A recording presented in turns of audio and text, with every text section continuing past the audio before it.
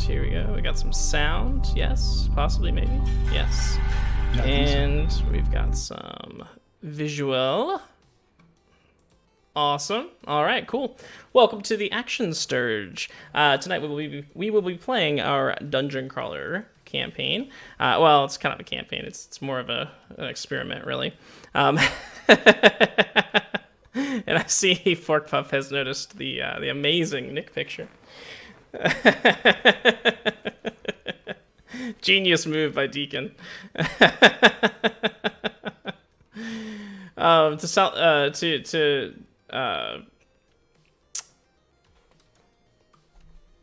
To adequately express our grief for Nick's not playing tonight, we have put up a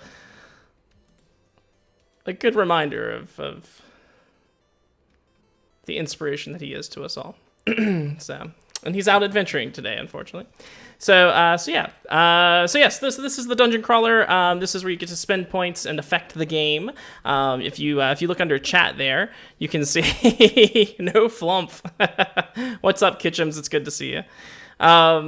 If you look down at the bottom of the chat, you can see that there are some things you can redeem. You earn points by watching the game. You can come to our other streams as well and earn points. And then you can save them up and spend them here.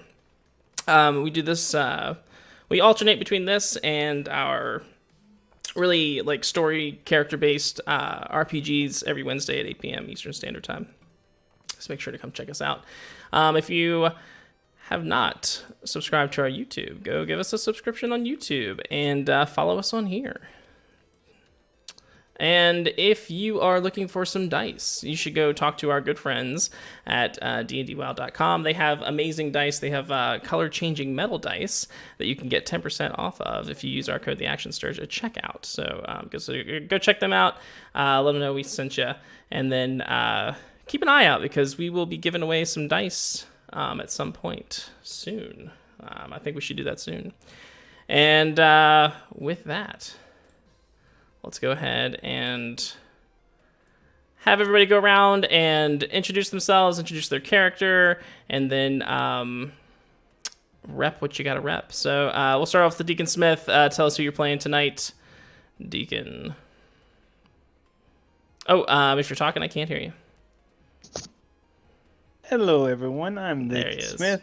Tonight I'm going to be playing Harless, the human paladin. And I'm going to try not to do nothing wrong. And in no way related to the Harless that was trapped in the dungeon last time, right? No. No. They get mistaken for each other a lot, you know? I had a different dude, you know, he's like my second cousin or something? It's a very common name. Okay, never mind. Oh wow, we've already got some dungeon graffiti from Dorsafir. Genius was here and left. That's gonna be like right as you guys come down the stairs into the dungeon. Bat, what's up? Tell us who you are and what you're playing. Batosa Zero here, and I will be playing the Man of La Mancha, and I will be wielding my lance, riding atop my great steed, saddlebags, and while my deeds are too great to speak of, everybody thinks I just fight windmills, but I am here to prove that I can actually fight. Excellent. And you might even get your chance tonight. And Morcake. Hi, I'm Borf, otherwise known as Saddlebags. I have sworn loyalty to Sir Don Quixote. That is all. I'm here of my own free will. I'm contractually obliged to say that. Yes, you are. You also signed an NDA, from what I understand. I'm not allowed to discuss that with you. And we have Alberon RPG. Alberon, tell them about yourself and then your character, and then also where they can find you and when. Sure. So my name is Joe. I run some D&D sometimes, but tonight I am going to be playing Mardak the Unlucky, and he's just like a halfling. You know, he's kind of like a wimp, and he's not a very successful toy maker until recently, but he's here to try to help people out. Excellent, and we're glad to have you here. Also, I see the dungeon graffiti. It's Gaius actually, and I said genius. So that was pointed out to me in the chat, and I read it and I was like, oh yeah, like, genius, like oh yeah, and then I kept reading and I was like, oh.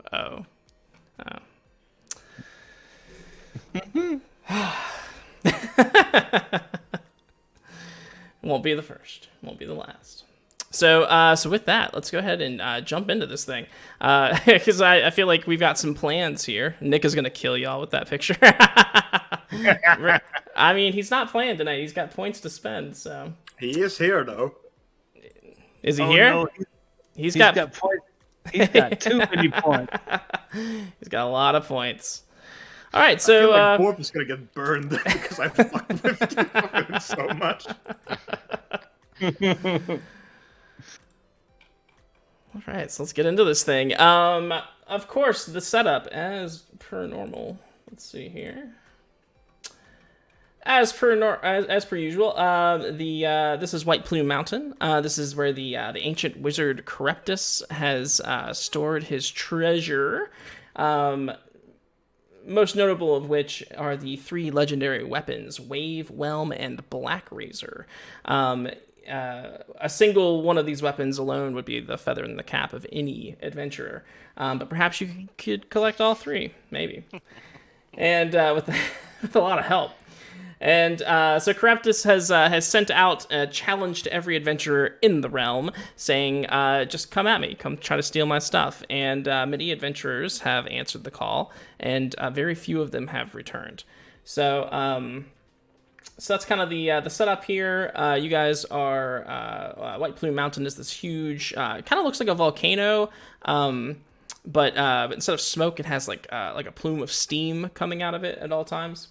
And so you guys have descended into this mountain via secret stairway, and as you descend said stairway, you look out into the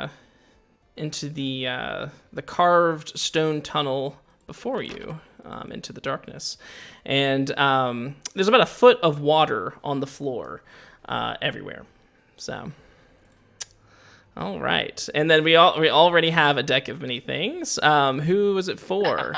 Oh, AP. Okay, I see. Oh, I'm gonna turn my torch on, by the way. Oh, do you have a torch? Yeah. Are you actually on the map? Yeah. Am I the only one? I'm on the map. I'm on the map. I'm on the map. Okay. Right. Now you're all on the map now. Harless is there too. Okay. And we've got a draw for the deck of many things. That is from Nick for Deacon. All right. Bring it on. What we got? Ha! Idiot! Permanently reduce your intelligence by 1d4 plus 1. You can draw 1 additional card beyond your declared draws if you like. If you want to draw another card, you may. You're dumb now. Go ahead and roll a d4 and let's see how much your You can just imagine you get the moon and you can just wish for Black Razor. You know, like just come on. So that's 3. There you go. So your intelligence gets subtracted by 3, and you may draw another card if you like. No, I don't like. Okay. How much is your intelligence now? Well, it wasn't much before, so. Wait, is it now 8 or was it 8? No, it's now 8. Okay. I gotta find my character. Can you not see it? Yeah, I see it. Okay. By 2. By 3. By 3. By 3? Yeah. Yeah, because it's 2 plus 1. Oh no. So now, Deacon, with an intelligence of 7, do you want to draw another card? He has an intelligence. He has an intelligence of 5. Now you must want to draw a card. Yeah. Anybody who has intelligence of 5 wants to draw another card.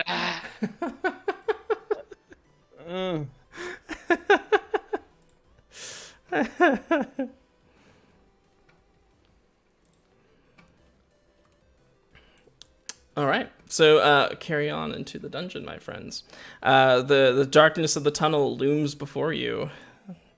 1 foot of water fills the corridor. You're going the wrong way. I know, and my cells have so much. Do you need someone? This won't be hard to go through. Do you need someone? Do you need like a leash? So yeah, Mardak is gonna walk over and just kind of poke Heartless in the back and go, excuse me, sir, if you wouldn't mind, we're trying to go the other way. Okay. And then he's gonna hide behind Heartless the whole way. Oh, that's fine with us. Saddlebags. Get to it. All right, this way, gentlemen. And a curse has been bestowed. However, I have changed curse in the recent months to be somewhat specific in applying a status, and then you can describe how that status affects however you like.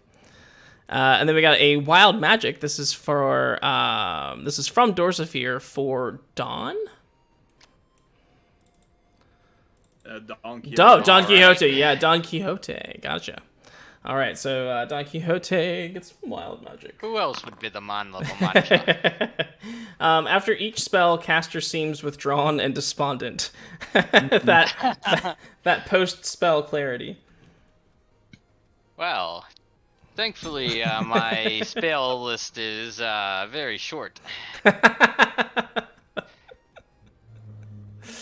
And Yes, it is as small as my will to live. But you will live. I'm contractually obliged to live. Yes. what happens if you're found in breach? I don't like to talk Well, about it. Deacon, did you round the corner? NDA. And, of course, we have a draw from the deck of many things for Harless from Kitchum's. Kitchum says, we think Harless would want to draw another card after that effect. All right. Oh, the card's Medusa-like visage curses you. You take a -2 penalty on saving throws while cursed in this way. Only a god or the magic of the fates card can end this curse. So you take a permanent -2 penalty on saving throws. All right. By the way, John, I would like to wild shape into a giant spider as per Sir Don Quixote's request.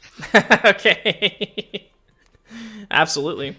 And and we have a legendary inspiration from Dorsafir for Borf. Thank you. I feel slightly more inspired to live. And then let's see. And then Nick would like his curse is for Harless to be are there 2 Harlesses? What? Which one? And Harless will be prone for a round per bestow curse. And another redemption from Nick, who's got to spend his points while he can. Summon a fiend. I mount my trusty steed, saddlebags, in preparation for whatever is coming up. I lay down as low as possible. I provide a stepping stool. Wants to punish for an image against the god of Nick. Okay. Very well then. I gotta read up on what that guy does again. I think it's pretty cool, actually. All right. So, so as you guys come up the tunnel here, you will see that before you, the tunnel opens up into 3 branches, and sitting in the middle of these this intersection here is a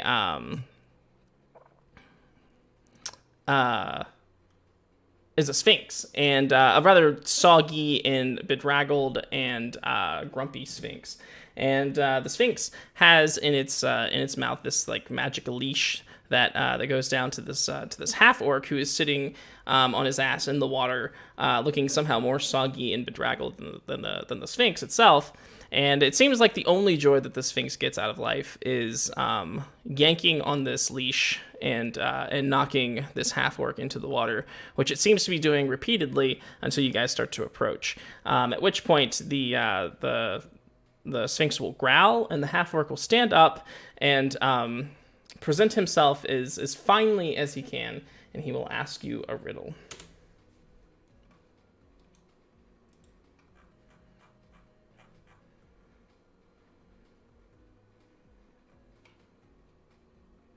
All right, so here's the riddle. What has a golden head and a golden tail, but no body?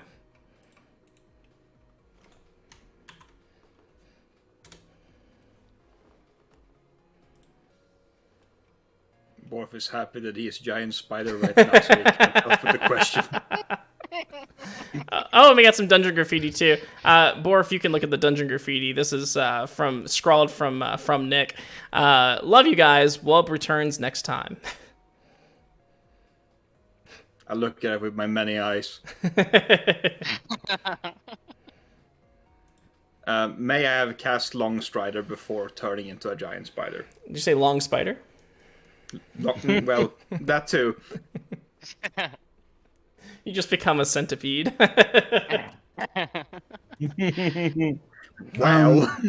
Mardak is going to take off his little hat and kind of approach. You said it's like it's an orc, a half orc. A half orc, yes. And he says his riddle, and very quietly you're going to hear him say, "Please save me." Mardak's going to walk up and just kind of say, is there any way that we could get a clue? I'm not very good at riddles. And Gronkus will turn back to the Sphinx and kind of grimace, and the Sphinx will. I'm gonna look up at the Sphinx and just go, "Please, sir, can we have one more?" It scared me. It will solemnly shake its head no. Oh man. And then tug the leash and knock Grunkus in the water again, which it seems to derive much pleasure.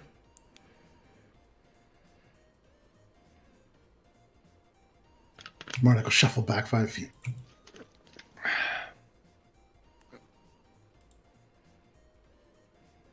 What has a golden head and a golden tail, but no body?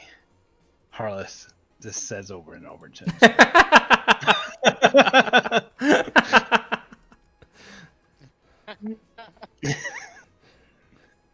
Yes, thanks, you know Harless. what? We did get that. We're gonna ponder about this in the bar. We're just gonna leave. Does anybody have any thoughts? A golden head, a golden body, but or golden tail, but no body.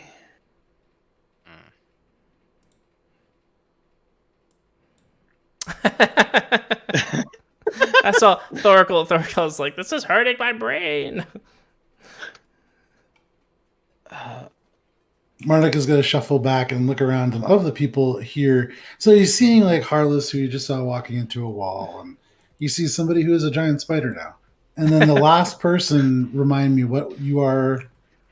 I'm a mountain dwarf with a big red beard and with these dwarven runes, put in the beard, and a full plate armor, lance, ready to go. He's gonna look around and just go, oh my god. Okay, well, I guess you'll do.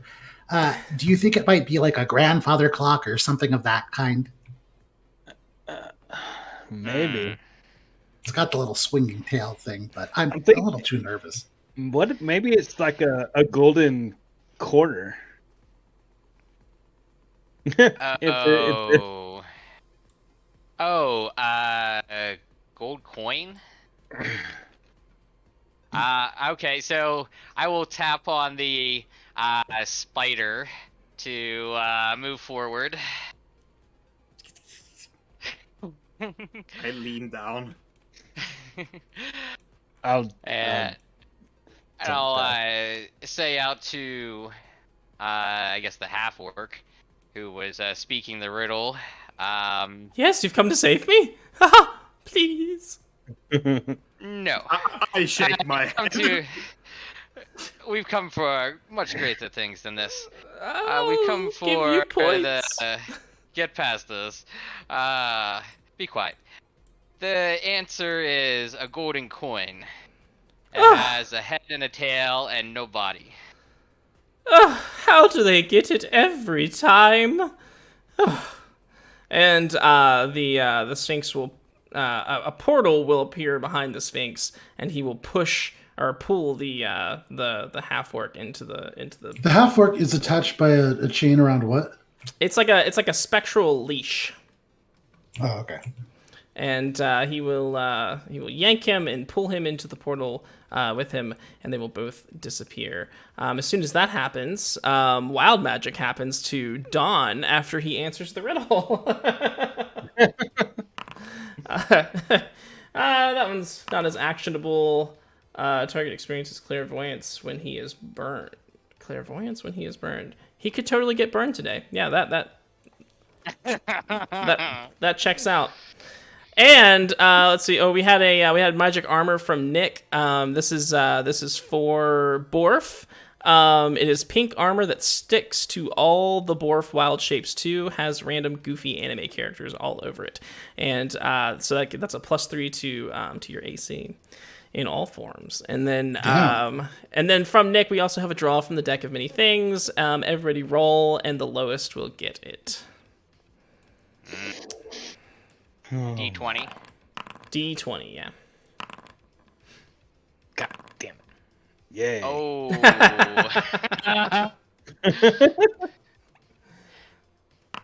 All right. Oh, it's the gem! As you just get showered with 25 pieces of jewelry worth 2,000 gold pieces each. This happens literally every week.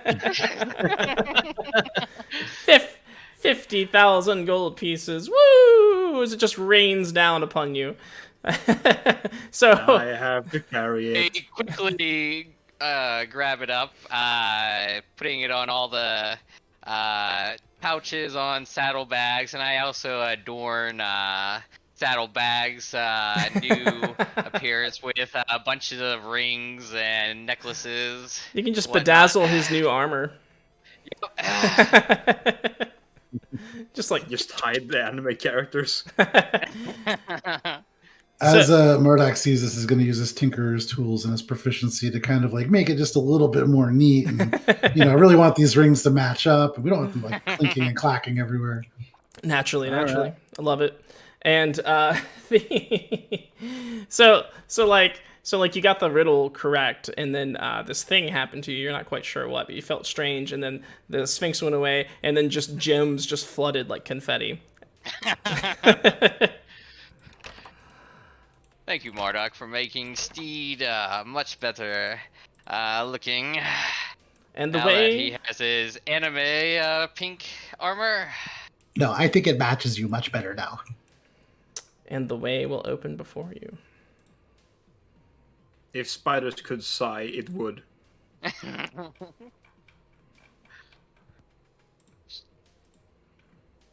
So as we were discussing in the pub before, we were going down the left path.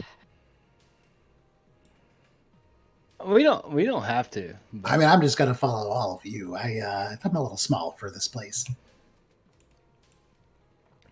Left path it is. Or we could go straight.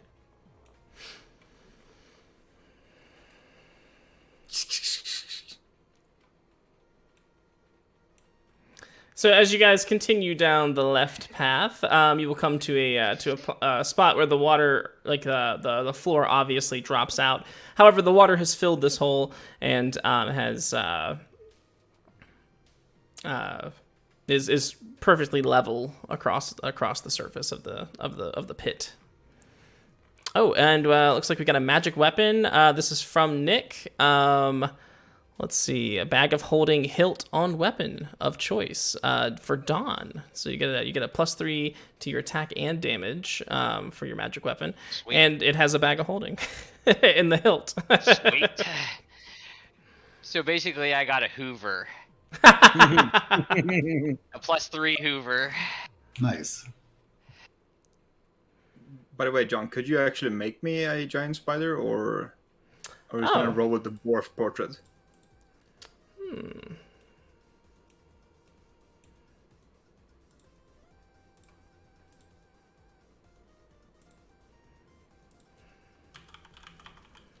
Well, Heartless, if you want to go ahead, I'll follow you. All right, I jump down into the thing. Well, that's not So a it giant is spider. Mardak. Worf and I will take the unusual route and go along the ceiling. No, Yeah, I Staying jump, away from whatever this water is. I jump over it. My intelligence is shit, but my strength is pretty good. Oh, how do I do the +3 on the lance? You can just add it to the. There should be some boxes Attack for input. bonus. Yeah. Yeah, the bonus. Okay. So let's see. Cake owner. You could go into your inventory on your character sheet and change your weapon so it adds the bonuses automatically. All right, and I don't know if the screen got all funky for anybody, but did it not? Good. All right, there you are. There's your spider. I mean, there's a funky looking thing on the screen. Yes. It's a spider.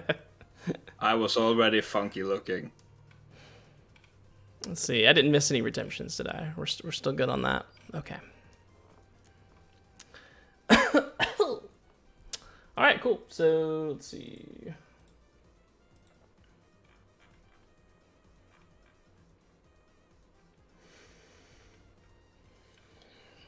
Yep. So you're easily able to cross this thing if you swim, or if you climb on the ceiling. Definitely.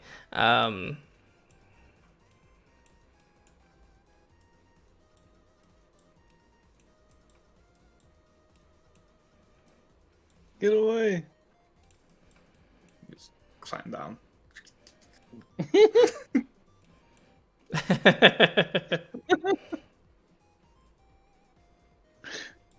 Or put us in combat or something.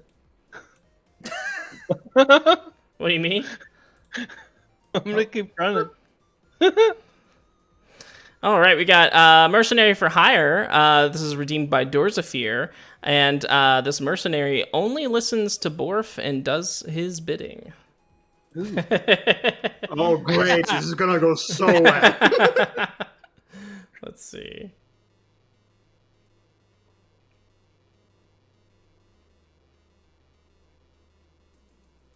I hope the mercenary speaks spider. This is like a pyramid scheme now. You have like Dawn up at the top, and then you have. That's great. Dorzafir, what kind of genius? Genius. Let's see. Dorzafir, what kind of mercenary should we have? Please let it be like a lawyer or something. A law mage. We defeat our first encounter with paperwork. And then we have a draw from the deck of many things from Nick. YOLO John pick. Archmage will do. And then I have to pick. Oh, I'm just gonna make people roll, so it's random and chaotic. So lowest gets it. Oh Well, Ooh. well. Oh no, my mount. Flames! A powerful devil becomes your enemy. The devil seeks your ruin and plagues your life, savoring your suffering before attempting to slay you. This enmity lasts until either you or the devil dies. Wasn't a demon already summoned too? A fiend. Oh yeah. Beginning? Oh yeah. He's around. I have to be careful with him. He's delicate. But I'm gonna go ahead and just summon a fiend. I have a devil. A devil table, so I'm gonna just summon one. Thankfully, something that can end my misery. Now he's gonna strive to keep you alive in servitude. Oh, brutal.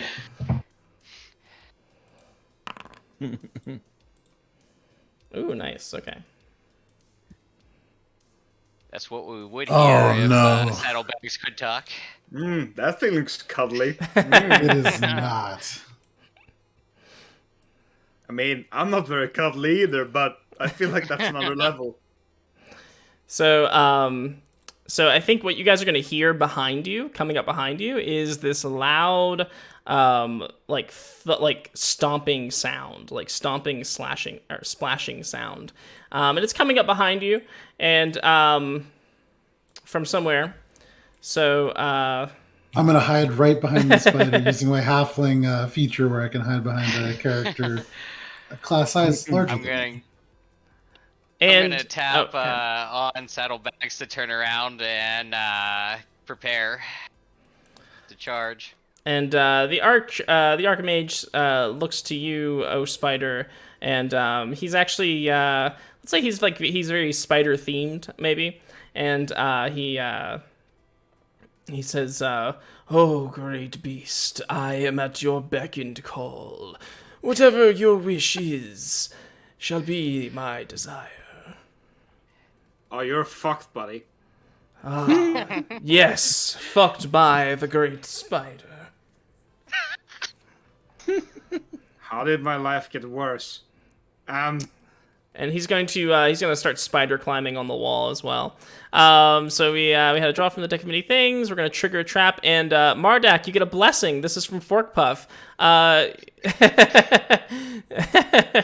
And that gives you a +2 to an ability score of your choice. Nick has triggered a trap, which I think will be so these plates here in this hallway. You can see these copper plates, and I think they're going to begin to sort of slide together. And not only do they do what they normally do, but now they also smash as well. It's like a chamber of smashing metal cylinders, and they're at different intervals, and it'll take an extra roll to get through here, and to time it just right. And Kitchums has redeemed a cleanse, and this is for Borf. He says, "Hopefully, I can cleanse Borf of his obligation to Dawn." Trust me, even the gods can't do this much paperwork. What you can do is you can make an appointment for a meeting. For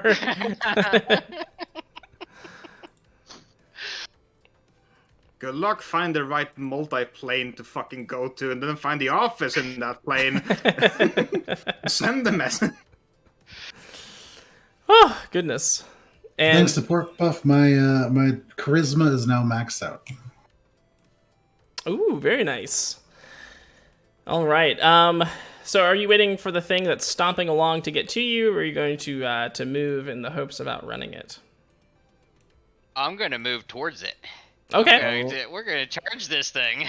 Absolutely. Go ahead and roll initiative. Well, actually, let me get you in initiative, and then we can roll. I always get ahead of myself on that one. All right, go ahead and roll initiative.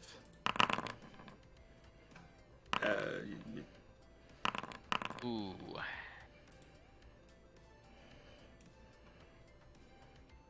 Do I have to roll? I already rolled for giant spider, so I don't think I should roll for Morph. Yeah, that's fine. So the Archmage will start. He's on the ceiling right now, and he's like looking down. He's also like altered his shape to put extra eyes on his head and like little mandibles, and You're working hard for a promotion you're never getting.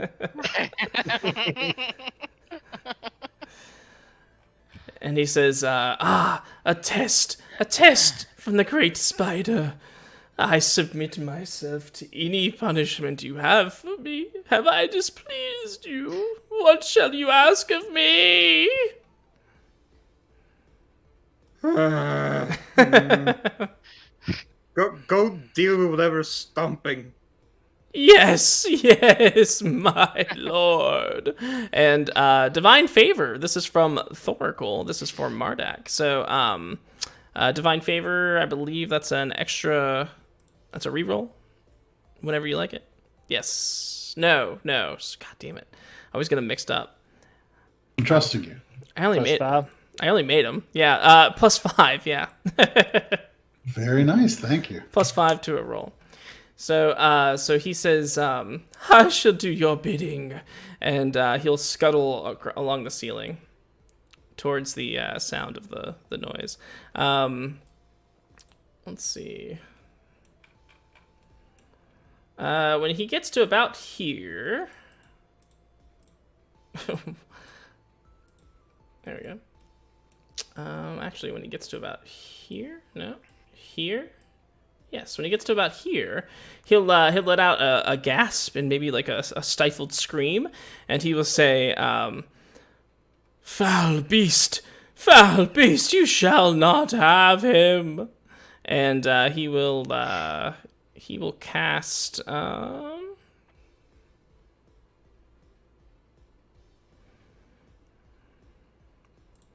he'll cast Wall of Force and separate and put it right in front of the beast and separate it, like basically block off the hallway here. Well, that's one way to deal with that. And he looks back to the Lord Spider and he says, "Have I pleased you?"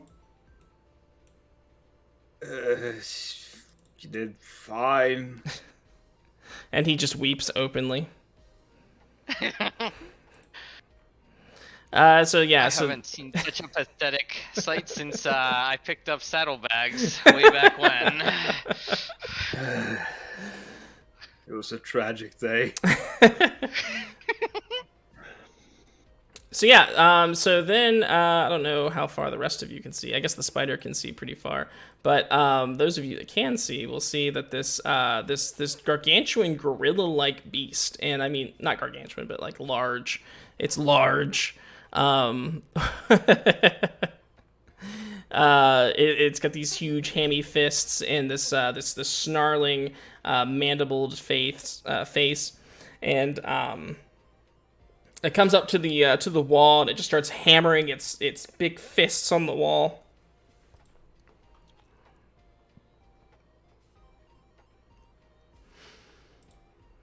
Who is it?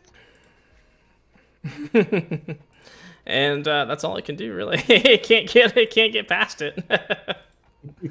So he's just going to his eyes are just seething with rage, and he's gonna hammer away. Harless. I'm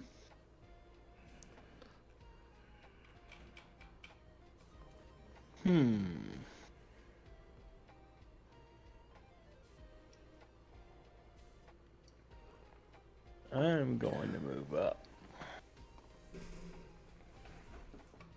Right there, and ready in action. Okay, if you want to move up there, give me a dexterity saving throw, of which you take a -2 penalty. -2. Yeah. Okay. Dexterity saving throw? Dexterity, yes. DC 15. Okay.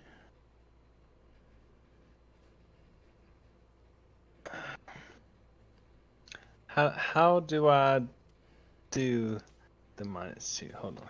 We'll just subtract 2 off of whatever you get. All right. Oh, so a 6. So you see these giant copper these giant copper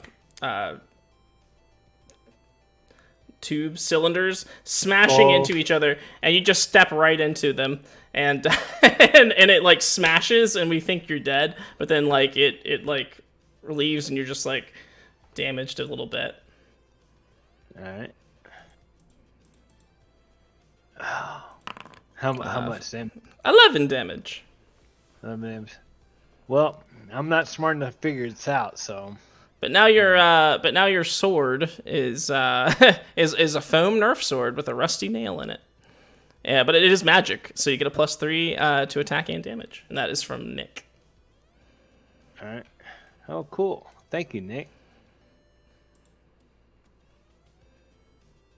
11 damage.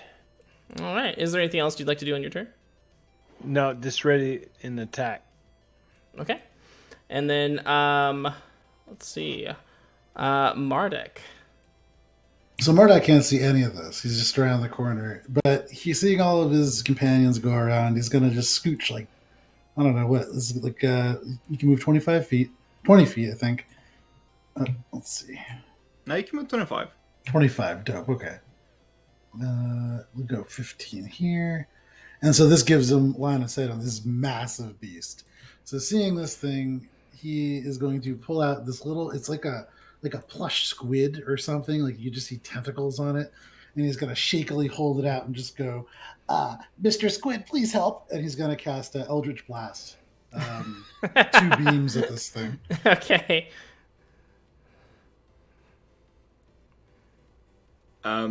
Question from Mardak. Can you see the wall of force? Of course No, not. not at all. Yeah. He wasn't there when it was cast, so he has no idea. And so, both beams will hit the wall of force, and you'll see like a shimmer, like ripples on water, sort of shimmer out from the blasts, and the crazy, scary beast behind it will stop beating on it for a moment and sort of like look down and then like look up and then like what the fuck just happened, and then commence to beating it again. That didn't work, and he's gonna just take like 5 more feet of movement. Oh, he can't, so he's just gonna stand there and be sad. Oh, you know what? As a bonus action, is that 30 feet? No, it's farther than 30 feet, right? It's 35? Yeah, that's too far. Never mind. That's it. And next up in the initiative order gets Wild Magic.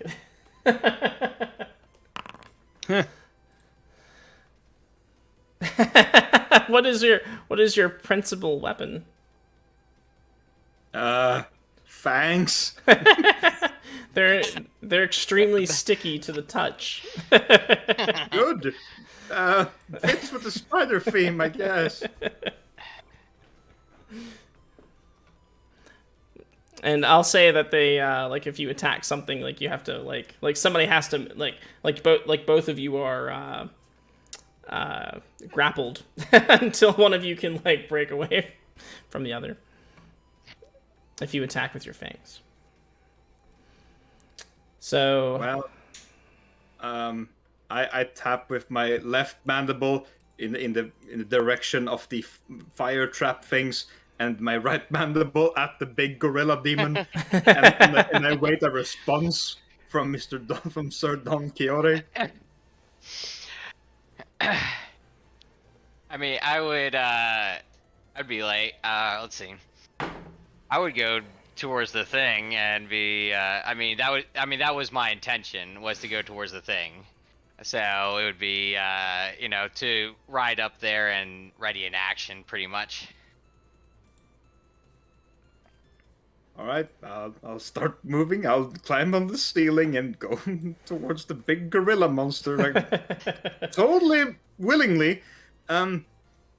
no problem. How high is the wall of force? And how high up am I? It fills the entire. Well, it fills the height of the corridor. So it's completely sealing off the creature. Okay. I'll ready my action. What are the dimensions of the corridor? I believe it is 10 by probably 10 by 20, I think. Oh, and Forkpuff has redeemed a cleanse for Horless, since he asked so nicely. Thank you. So he may remove a status effect. Or is it... Well, we might have to get closer saddlebags.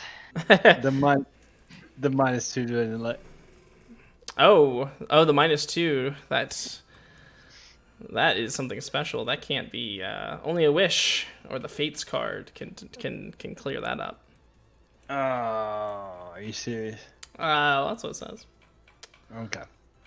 I'll move right up next to the wall of force, and I'll ready an action to bite the gorilla because I have a 5-foot reach of my mandibles. Okay. And I'll ask to just be on the floor because if it's a 20-foot ceiling. I climb down. I use my bonus action to dash, and I climb down because I'm still a goblin, technically. I ready my action to bite, and I ask the Archmage to drop the wall of force. Well, basically right now. You order him to drop the wall of force. Yep. Okay. And he says, "Ah, yes, I would love to see you in glorious combat, my god." He drops the wall of force. As a free action, Mardak feels a little bit uncomfortable. And since I don't really have to prepare my action, I guess I'll just bite it on my turn. So, let's see what happens. Well, not advantage. Oh, still, it's terrible. I miss completely. Okay. Wow. Did it matter that I fucked up? It's fine. And moving on to Don Quixote. Ah, the great beast I've come for. And I will strike down thee. And taking, let's see, what is, I think, nope. Let's see, what was it? Oh no, if it was a smaller creature. Yes, it is Then large. my mount. Yeah, so, let's see. Yeah,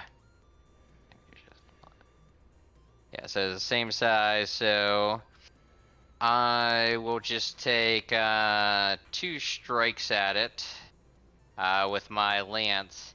Now, with the creature being large that I'm riding on, would I still be 10 feet away to just get normal attack roll, I guess, for it? Sure. Okay. Let's see. I mean, that's how it works when you're on normal, like, warhorse, right? So that should be fine. Right, but the lance is special because if you're in 5 feet, you have disadvantage. Ah. Right. 28 to hit. 28 hits. And okay, damage.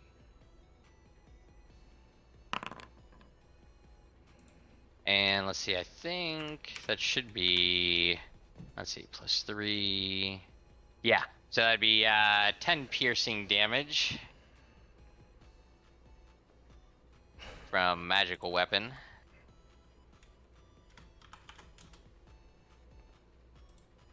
All right, 10 magical weapon damage. Got it. Another 22 to hit. Oh, 22 hits. And let's see. And 15 damage. Max damage. Very nice. Yes, the damage is done. The beast, kind of caught off guard at the sudden development, sort of like uses his fists to try to block, and so you're just kind of piercing his large club-like hands. And that'll be my turn. All right.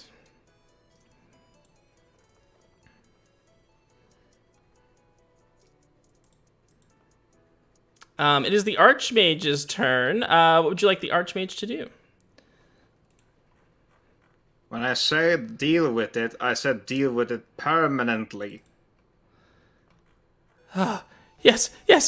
I am so sorry that I have displeased you. I shall do better this time, I promise. And he will cast Banish on the creature.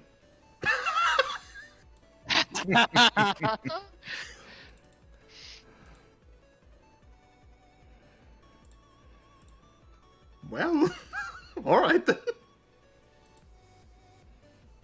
I mean, Archmage is a pretty nice henchman. And it failed. It failed. So from the ceiling, the Archmage wisps his hands around, and these like spider-like threads, spiderweb-like threads come out, and they begin to pull the beast into this like black pit that opens on the floor, and he's like trying to claw his way out, but the webs just keep coming up and pulling down. He's going to before he disappears into the depths of blackness forever, he looks into all 8 of your eyes, Spider, and he says, "This is not the end. We will meet again. I swear it." And he disappears. I literally look forward to it.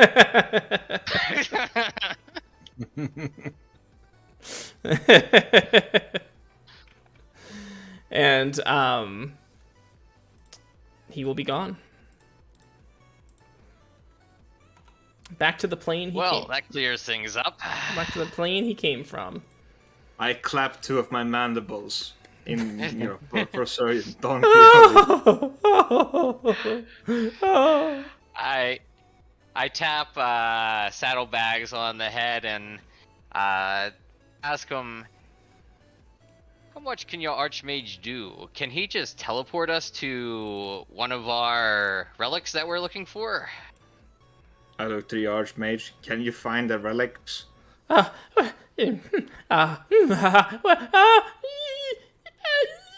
Yes, of course. Do please take us there immediately. I want to go home. Okay. We have magic armor from Forkpuff. This is for Harless, and actually fits his 5 head. Gives resistance to damage, very similar to Barbarian Rage, if that's okay. Hell yeah. Is that okay? That's okay. Is that okay? We'll make it. But just the bludgeoning, piercing, and slashing. Okay. Non-magical. And then of course that's a +3 to your armor, to your AC. And then we have a draw from the deck of many things from Nick. A card falls to the spider from the webs. Falls to the spider. Oh, okay, yes. Give me death. Give me sweet release. And shit. Oh, this is worse. How is this worse? What happened? Dude, what if the hole opens back up and the goddamn the devil reaches one of his hands back up and grabs you by your mandibles, which we know are sticky, and pulls you down into the... That's what I wanted. That's what I wanted. Oh, man. Am I riding him all the way down here, or what's happening? Am I going along for this ride? I think your ass on the ground. I think you'll disappear for a moment, and then like you'll get thrown back out. And as you get thrown back out, the Archmage will say, "Master!" and dive in and follow.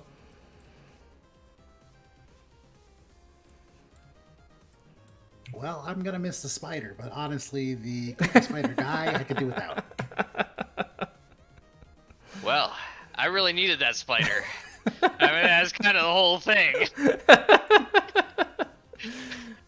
Well, I mean, Mr. Don, if you want, I could turn somebody else into a giant spider for you. You have a perfectly good Archmage. The Archmage jumped into the hole with the spider. Just a thought. It's something that we could do. You wouldn't be able to control it, of course. It's an actual spider. It's a little spell called polymorph. I learned it myself, but it might be possible. So, Mort Cake, what sidekick would you like to play as? I don't know. This has never happened to me before. What kind of sidekicks are there? So I have like a frog warrior. I have like a very clever gnome, a deep gnome, and I have a magical flump. I guess the deep gnome, sure. Mardak, I have a feeling that something is coming our way that you might be able to turn into a giant spider. Let's do that. Well, I don't want to... there's been a lot of weird things happening, so I think that's entirely possible. Should we continue? I was following the tall guy, but I've lost him.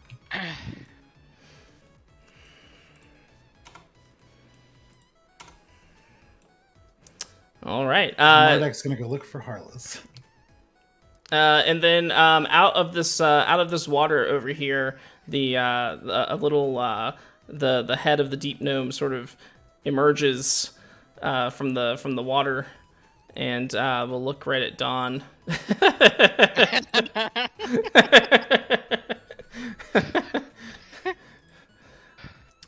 What good fortune, dear friend, I have use for you. Well, right, yeah, that sounds good. Yeah. Mardak, could you please assist our friend in his transformation? Oh, I sure could, Mr. Don. Just, I'm going to walk up to the deep gnome.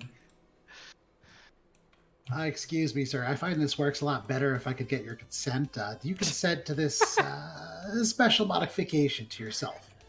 Yes, I would like to not look like a spitting image of the god who created me. Well, you're in luck. And Mardak is going to pull out the little squid tentacle thing, and he's going to flick it at this deep gnome and cast polymorph. Blessing for Mardak, +2 to an ability score of your choice, and that's and if you want that to go above 20, you can.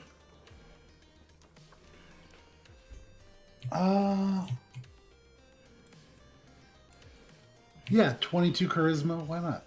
All right.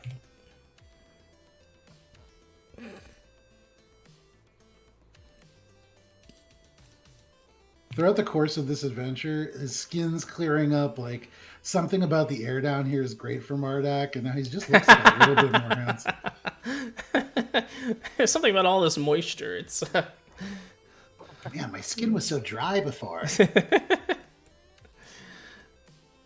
And so he gets turned into a spider.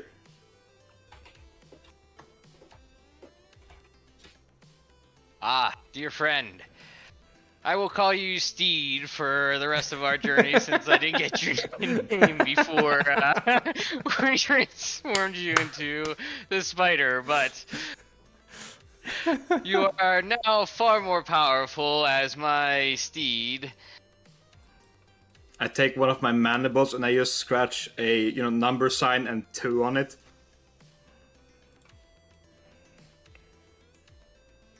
Number 2. Yeah, just right up my forehead. And everybody roll. Whoever rolls the highest gets to draw another deck from the card. Draw another card from the deck. Yes. And the highest appears to be Harless. You summon the Avatar of Death, a ghostly humanoid skeleton clad in tattered black robe, carrying a spectral scythe. So over here, while all that's going on, over here, as you stand here, you'll see the very vision of death approaching you from right over here. What does death look like? Death looks like you. A spider. Let's see. There you go. See, that was Harless that lost, right? Yeah. The highest? Yep. Yeah. So Harless, you'll see a vision of yourself approaching you. Only it's like a dark vision of yourself. Make it Tony. God damn it. It's like a dark vision of yourself, like the shadow form, and he's going to approach you, and he seems completely unaffected by the smashing cylinders. And as he approaches you, he says, "Hey, it's me, Tony. You got my grandmama's recipe." Yeah. Okay. And he unsheathes his noodle blade, and he will challenge you to combat. And magic weapon for Tony, a pasta scythe. Very nice. So Tony now has a magic weapon as well. So he gets a +3 to his attacks. And This is a fight that has to be duked out between the two of you. If anybody else interferes, they get their own visage of death. You guys can come on up here if you want. You can come witness this. Now, just as a clarification, would we know that by any chance? Yeah, I gotta know that. We are not interfere. I think Tony would be courteous enough to say. John is so over Tony, but the audience is not. I think as you approach, Tony will point his pasta scythe at you and say, "Hey! This is between me and him, and one delicious plate of spaghetti."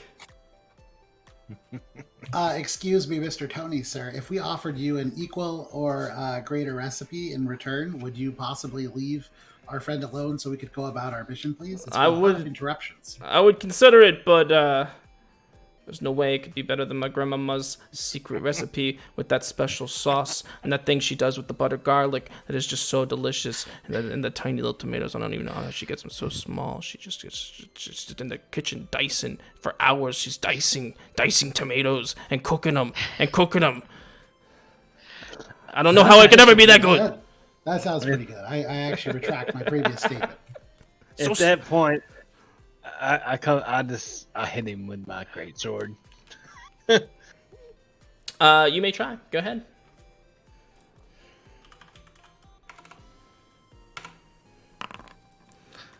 Oh, and summon a fiend.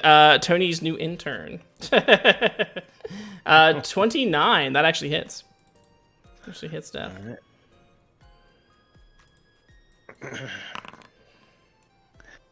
13. This fiend is gonna be from like the Bronx, though, right? Hey, Tony, sorry I'm late. There's traffic on the LIE.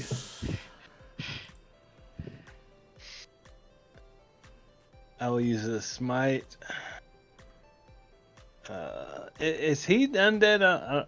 I can't remember. Is death undead? Yeah, I know. I know that. No, sorry, I forgot. You're role playing. I forgot. All right, I'm gonna Shit. Hold on.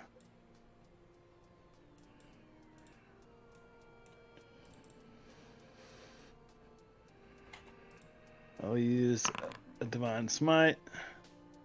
So, 29. And I still got another attack.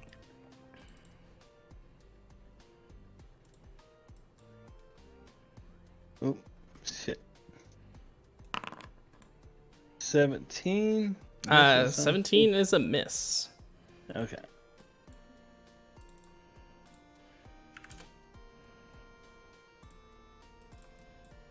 All right. Anything else? That's all. How do I mark a spell slot off on this? I don't know.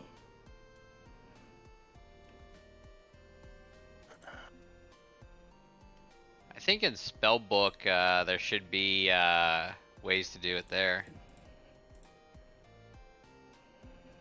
I'll just do it like this manually. Okay.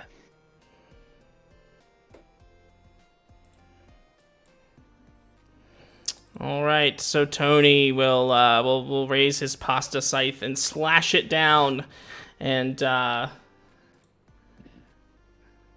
he says, "Here's some extra Parmesan, you piece of shit." And I'm gonna turn you into a meatball from Grandma's recipe. and he'll hit you for 17 damage. Some of it's necrotic, some of it's slashing. Did he roll to hit? He does not roll to hit. He just rolls straight damage. Ooh. Dang. Oof. However, his buddy Nick peevishly emerges from the wall and taps you on the shoulder, Harless. Get away from me, beast. He says, "Okay," and then he goes back into the wall. And Tony says, "That's Nick. He's my intern. He's a little shy." Well, taste my steel. Now smack him right back. Oh, quick question. Would we know that we can attack whatever just came out of the wall? Yeah, can I eat the interfering intern? with the duel? Yeah, sure. Okay, can I ready an action, or can we go up to ready an action so that when he pops out, I can poke him? Yeah, absolutely.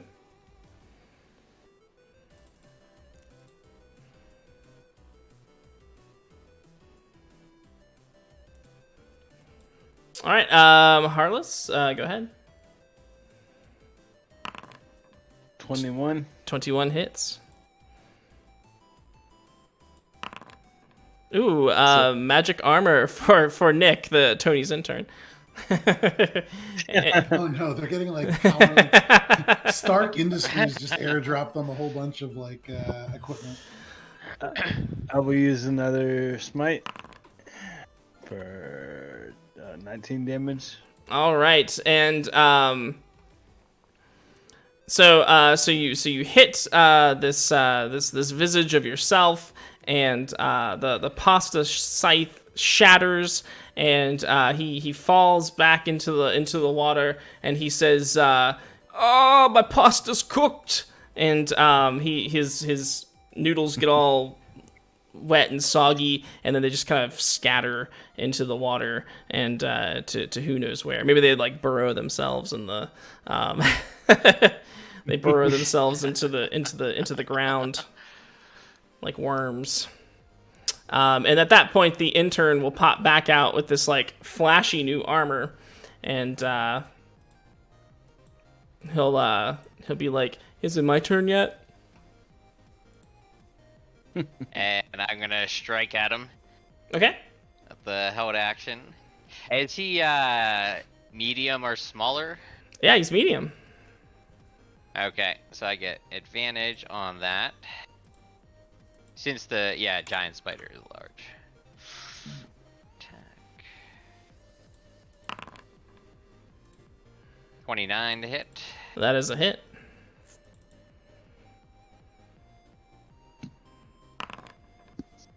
And 15 magical piercing damage. Oops. For the first attack. All right. And 23 to hit. All right, that also hits. Oh, that wasn't supposed to be a critical. I could take 4 off of that. So Okay. actually, I'm gonna do a reroll on that. So it would be the 4 plus 3, so 7 magical piercing damage All right. from my piercer feat, Okay. Oops. and that'll be my turn. Excellent. Nick is like, hey, and then is going to. I think he's going to lash out at just the person who hit him, real quick. So it'll be 14 versus your AC, Don Quixote. Ha! You stupid fool, trying to hit the great man of La Mancha. And and he'll pull his claw back, and he'll kind of look at it, and he'll go, ow. And Mercenary for Hire, redeemed by Fork Puff. In order for this to happen, I realize the lengths I must go for this, but I hire Borf back by the contract of Don Quixote, paragraph 241, subparagraph 32, section 4A. Borf must accompany Don Quixote at all times. Paragraph 32. Thank you, Fork Puff. That is binding.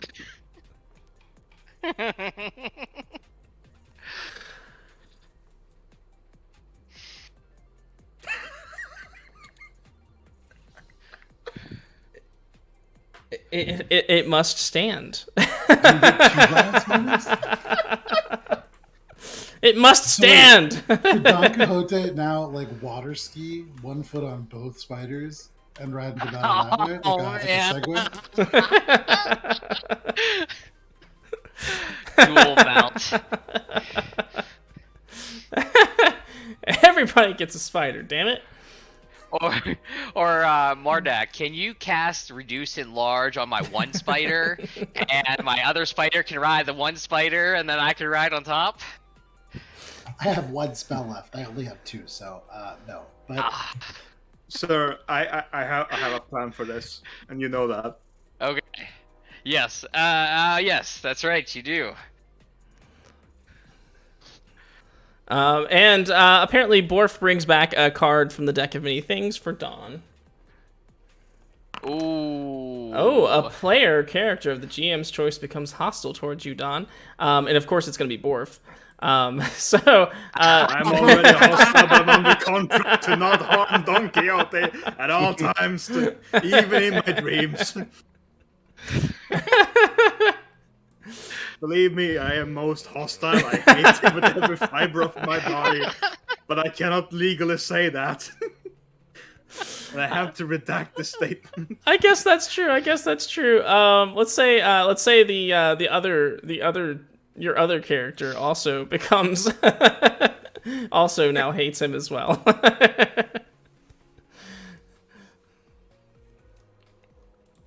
Everybody hates Don. And you can manifest that in whatever way you wish. So, oh, fantastic. Mardak, would you like to do anything? So I'm just seeing this Tony guy, right? That guy's gone. Nick is still here, though. This guy right here. Well, he's never really done anything to me. Kind of thinks, and he's just gonna go 5. He's just gonna kind of walk down the hallway. Oh, wait, right. That's like a smashy hallway. Yeah, see, there's a smashy hallway. He's gonna And stop here and just kind of look at that for a little bit and go, oh dear. And yeah, that's it. And also, we've triggered a trap. I think this hallway just became more dangerous. You notice that there's a layer of frost and ice on the water that crosses this. And if you even just dip your toe in, your foot will begin to freeze. And this will become difficult terrain now as well. That's not good. And of course we have Bestow a Curse. Goldfish Memory, forget what is going on every 1 minute. Oh, that's so good.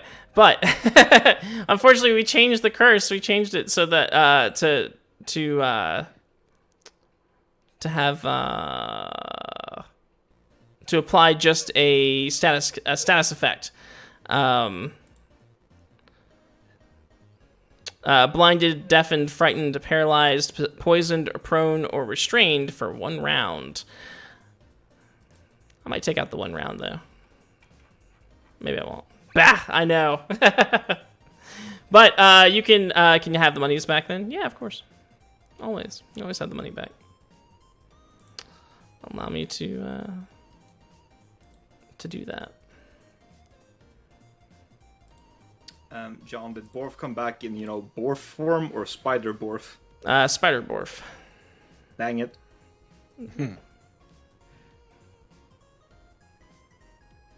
Oh, I give Spider Borf oh, that's right. Oh, his armor. I'll I do with that. I would kind of probably bring it out of the bag of holding and toss it onto the ground. Wait for Borf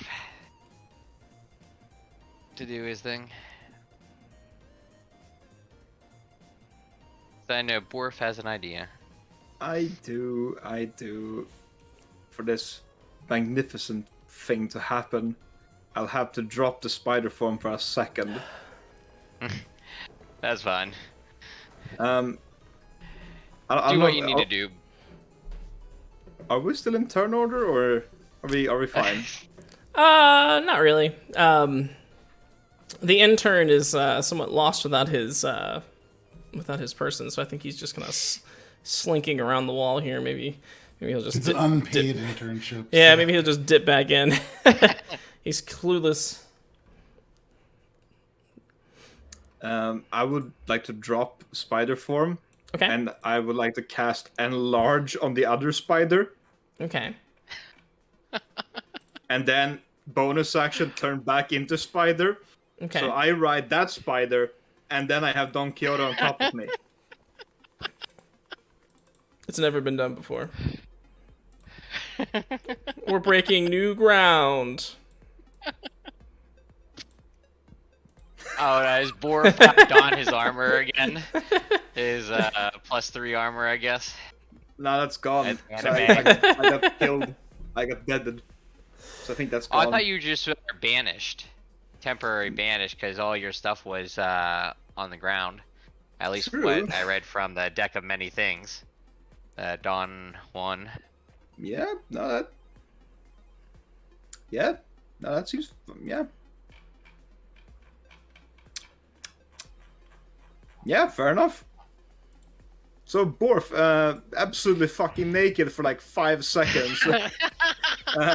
Enlarges the spider, turns back into spider, apologizes for not following Article 45, paragraph C43 of the contract by never being nude in front of Don Quixote.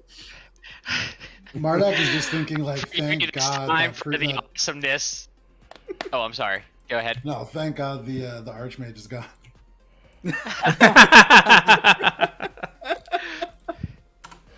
I will forgive you this time, Borf, for the awesomeness of spider on spider mount. I bow begrudgingly. Don Quixote, are you like 10 feet up now on like a lifted spider? He's like yeah, I think I'm like gonna be like touching the ceiling with my head as we go along here. Stacks on stacks.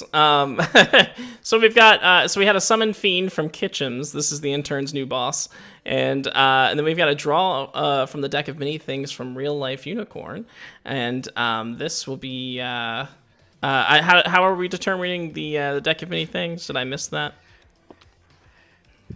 Poisoned spiders. Oh. Okay, so the spiders are poisoned now. Or one spider is. Which? The big one? Now, does that mean that they are poisoned or that they are poisoned? Are they poisonous? Or should they be immune to poison? Are spiders immune to poison? Are immune. I believe so. Give me 2 seconds. Giant spider. Dawn and Borf were protected by Fork, and Deacon is on my good side because of shiny metal dice. So that just leaves. Oh dear.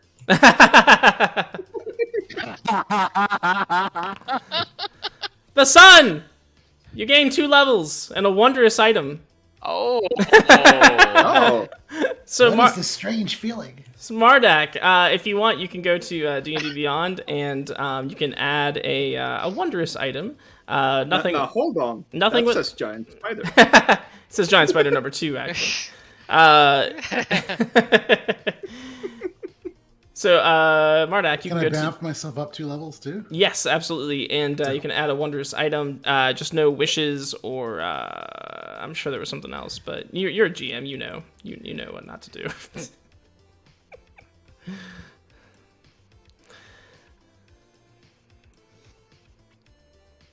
And with that, while you're doing that, while you're experiencing the exhilaration of leveling up, did we decide both poisoned and poisoned? All right.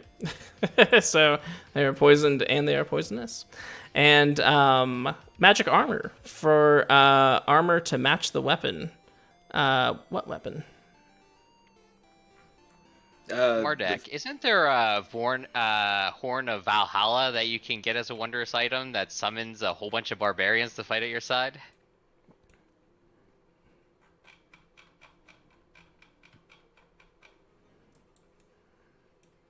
Or, get a luck blade, use the wishes.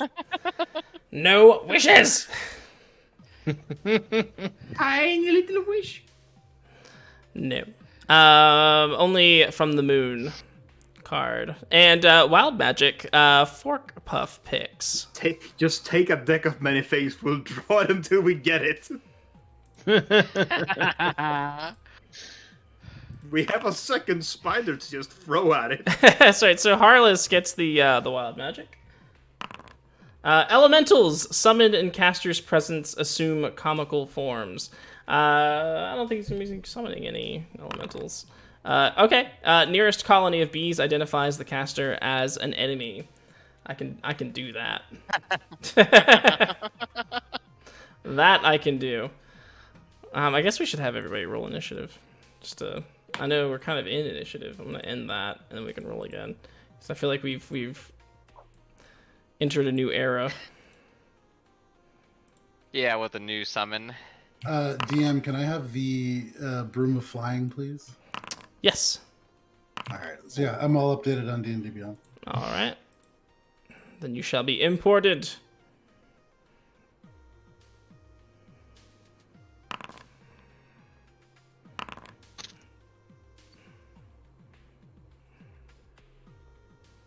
All right. Yeah, I'm so strong now. So charismatic.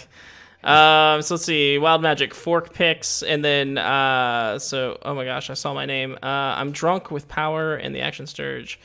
It's armor set to go with level and item of. So okay. So Mardak, you also get flashy new armor, which increases your armor class by +3. Oh, thank you. Wow, I feel. How come all the good stuff is happening to this wimpy little guy? And then deck of many things for Harless, and this is from Nick. And Real Life Unicorn is disclaiming that he is high as a kite. The Fates. Reality's fabric unravels and spins anew, allowing you to avoid or erase one event as if it never happened.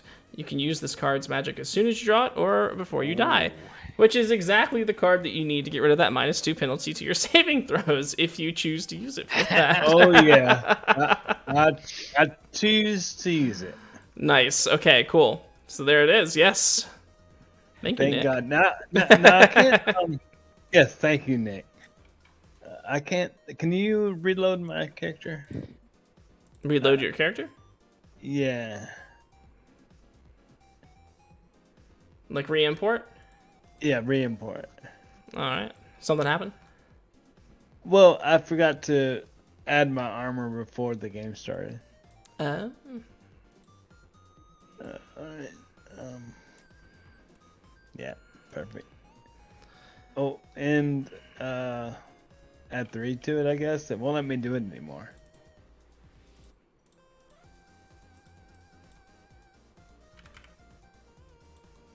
Maybe if I go to custom formula. Alright, whatever.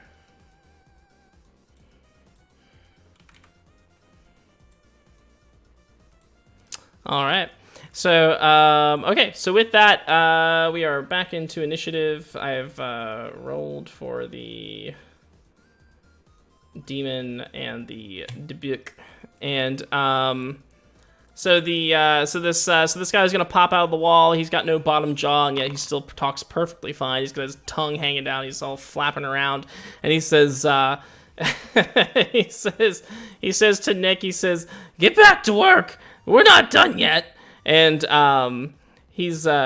gonna go like, oh. He says, "Kill him." And so that's gonna be the start of the fight. Kitchum said so.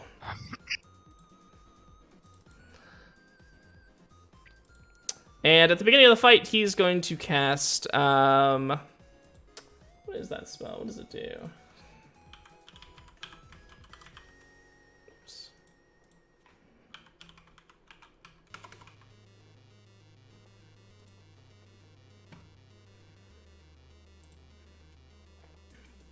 He's going to cast Phantasmal Force on Harless, wherever Harless went. Where did Harless go?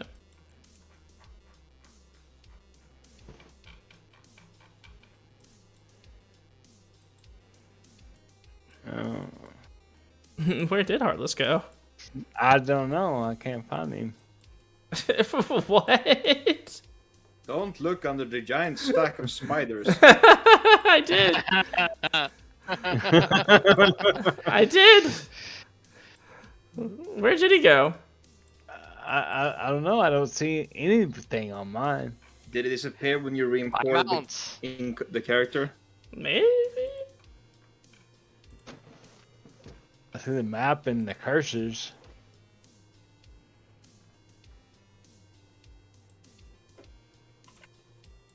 Ah, there we go. Okay. Now what's happening? Whoa! How'd you get all your hit points back? Oh, cause you re-imported it. It was only. Let's see. It was 11. Oh, I'll go through the log and see.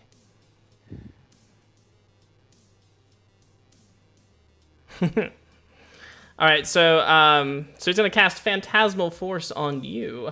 So you're gonna make a saving throw, an Intelligence saving throw. Harless.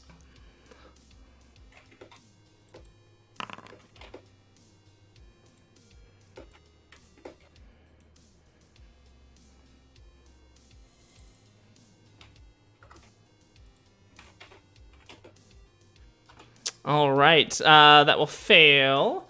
So you will create a phantasmal object, creature, or other visible phenomenon. So I think what you will see in your head is Tony's spaghetti noodles are gonna start like coming back up through the earth, and like they're gonna start wrapping around you and gripping you. And you're just gonna be trying to like pull the noodles off of you, but it's really hard, and because they're al dente, and it's gonna do damage to you every round until you can save out of it. So, all right, hold on. Let me get this first. All right, so I took 17 and 14 damage from that. Now, what just happened? How much damage? None yet. Oh, I don't think. Okay. Damn, that's more damage than I thought.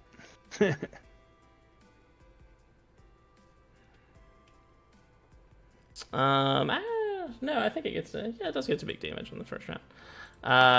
You take 1 damage on the first round. Okay.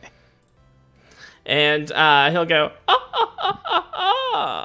and then he'll disappear back into the wall. What the hell was that? Giant spider number 1. What will you do? What's up? What will you do? I tell other spider to move forward on ceiling. You just climb up. No, not that way. No, you're twisting my mandible. Come on, do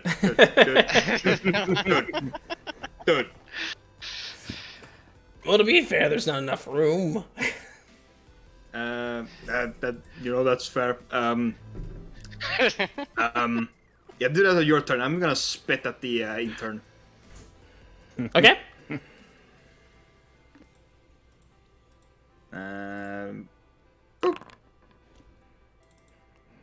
All right, that's gonna hit. All right, he's restrained by webbing. Okay. He can make a DC 12 strength check to burst the webbing on his turn. All right, sounds good.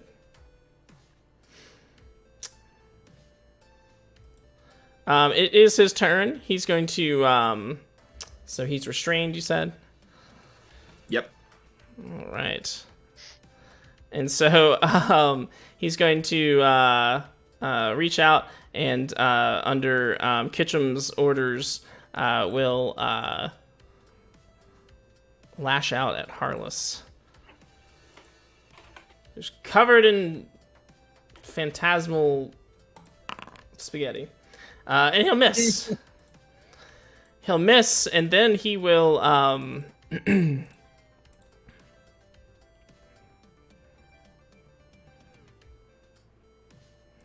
then he will go incorporeal, and he'll disappear into the wall. The threads will slide right through him.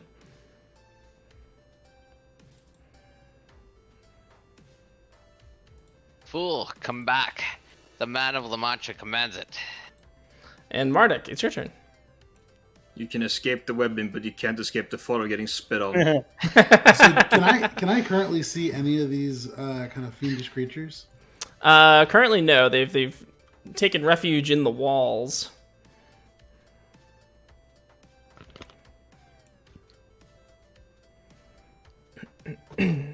I mean, I can't really see them. I can't really do much. So I'm going to. Man, so question. I can't see them, but that doesn't mean that they like. So when there's like a spell that says you can like place a template somewhere, can that overlap the wall and thus affect things within it, or no? Depends. What do you have in mind? Thinking about what's it called? Hypnotic Pattern.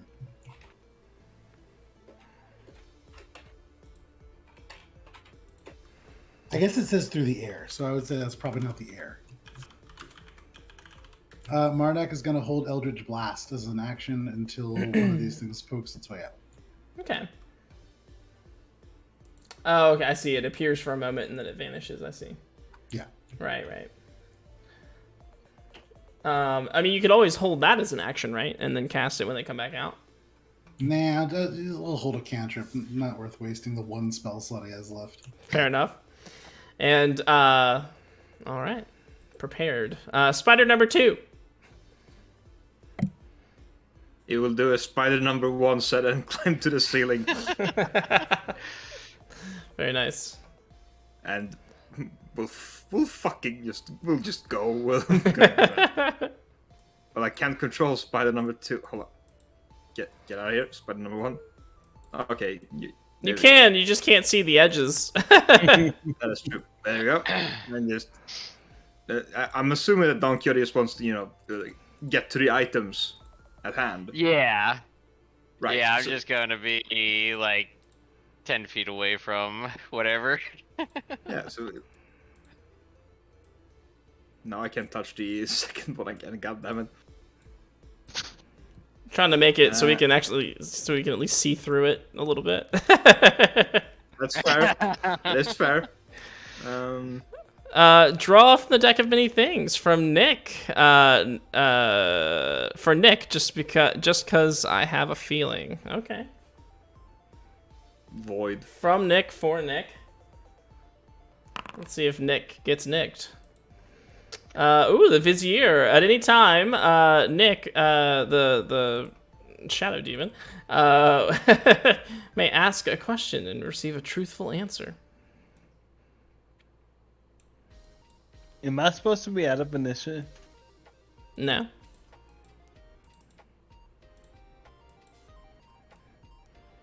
I don't see it. I don't see Harless.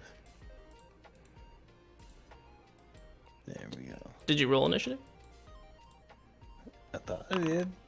Yeah, because I had a 16. So, all right. Where's that other spider going? Where are you going? To where the big spider actually will be going. Oh, okay. So like into the hall here. Yeah, Great. but we're climbing on the ceiling, not touching pressure plates. Well, there's you can avoid the difficult terrain that's on the floor. However, the cylinders fill the entirety of the passageway, so you'll still have to roll dexterity for that. Worf. Where are we going? Don't look at me. I told him to go. The contract.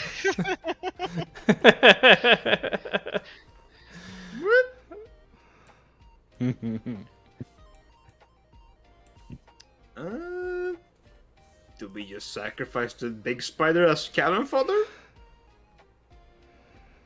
I mean, do we need to go down the hallway, or can we just stay right around here for when they come back and just pounce on them? True, we can do that. Oh, legendary I inspiration thought for that's Borf. what you were doing. And that's from Forkpuff. Oh, and Divine Favor for Borf. And that's from Forkpuff. So Thank you. +5 and a reroll.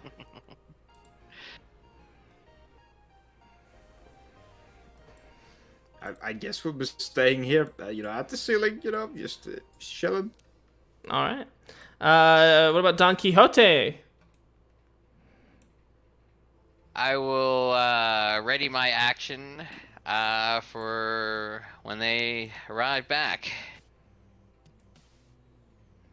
For lance strikes at whatever one appears first. Okay.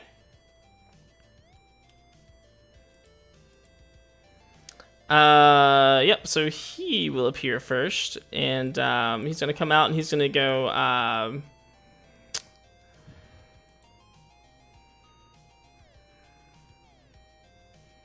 oh wow. Oh shit. Sorry, I actually just read his his like main ability. That's fucking insane.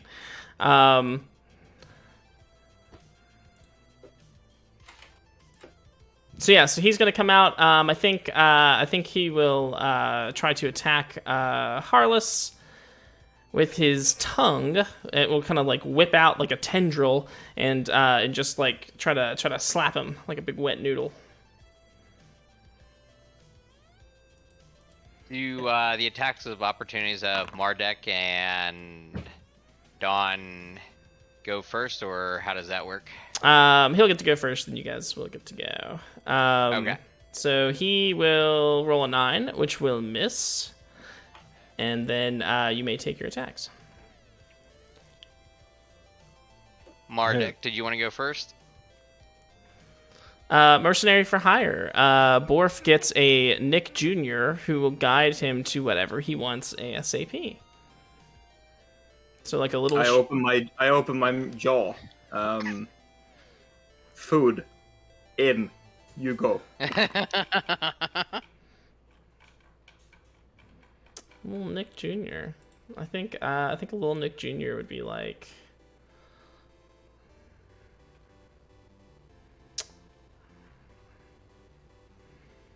We like this little guy. Peanut. Peanut's back. That's right, ladies and gentlemen. Brought back Peanut.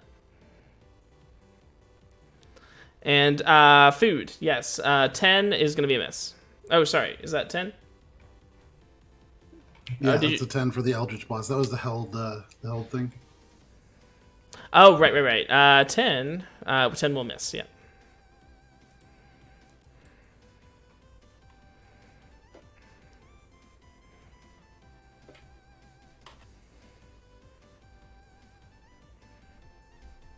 What else do we have held? Oh, I thought, did Mardak get 2 beams? Or... I believe so, right? Yeah, but last time you had me roll just once and counted them both, so it's up to you. Oh, yeah, no, you can roll again. Oh, well. No, you can't.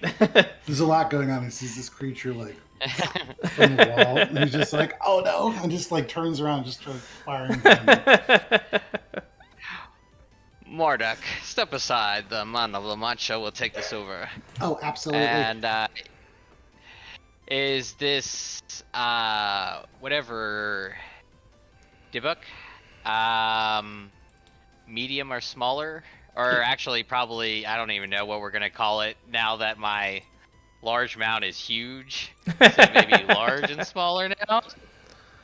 It's medium, so it's medium. Okay. So as long as it's smaller than at least one of my mounts, I guess, I get advantage. Yeah, that makes sense. All right. Dom, not Dom. Oh, Don Quixote gave you a blessing, by the way. You get a +2 to an ability score of your choice. I was like, who's Dom? Oh, nice.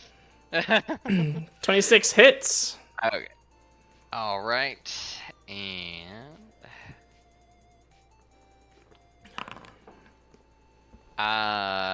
12 magical piercing damage. Ooh. Hey, that kind of hurt. And that. Kitchums doesn't like it. 16 to hit. 16 will also hit. Nice. Well, you know when the man of La Mancha is around, he does not mess around. Ooh, I'm going to re-roll that from my piercer. Possibly better. So let's see. 12. Okay, and... Oh, 9 plus 3 is 12 magical piercing damage for the second strike. Okay. And that'll be my turn. And I will bump up my strength to 20 then. Nice. And thank you for the buff. All right, and then once he pops out, you guys take your attacks or whatever. He's gonna slip back into the wall. He's gonna say Kitchums doesn't like, and he's gonna slip back into the wall. Harless, you're covered in pasta, but if you want to, you can take an opportunity attack, I think. If you want. Can't hear you.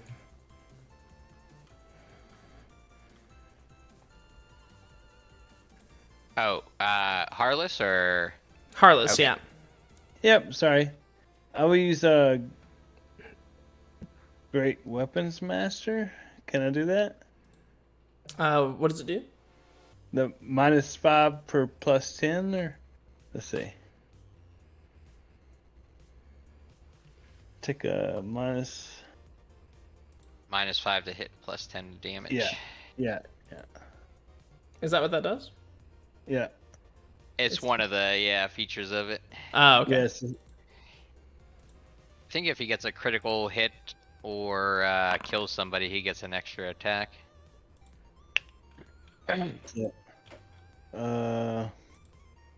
So that would be 14. 14 is a hit.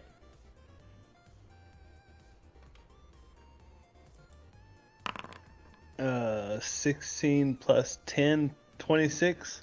All right, 26 is death. All right.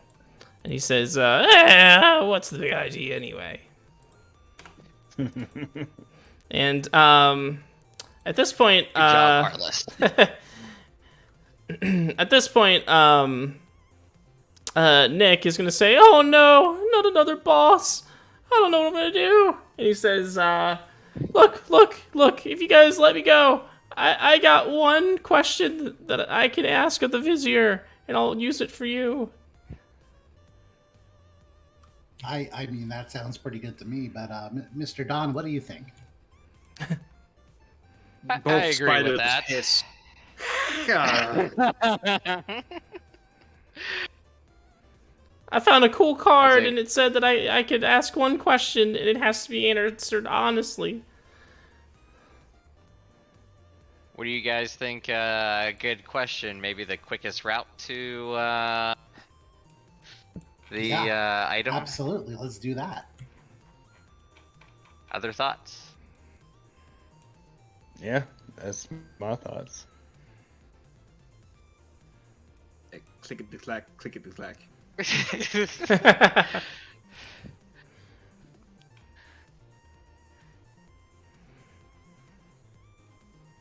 All right, Nick, we'll take you up on your offer. If you can ask the Vizier, what is the quickest route to the nearest item? Maybe it would pay to be specific and mention exactly the item we're looking for in case, the Vizier leads us to a candle or something like that.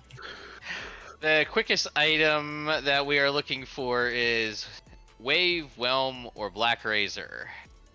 And whichever is closest, what is the quickest route to that item? Exemplary question asking Mr. Don. We get about 26 spider eyes looking straight at you, Mr. Halfling. Too short, can't zoom. That's fair.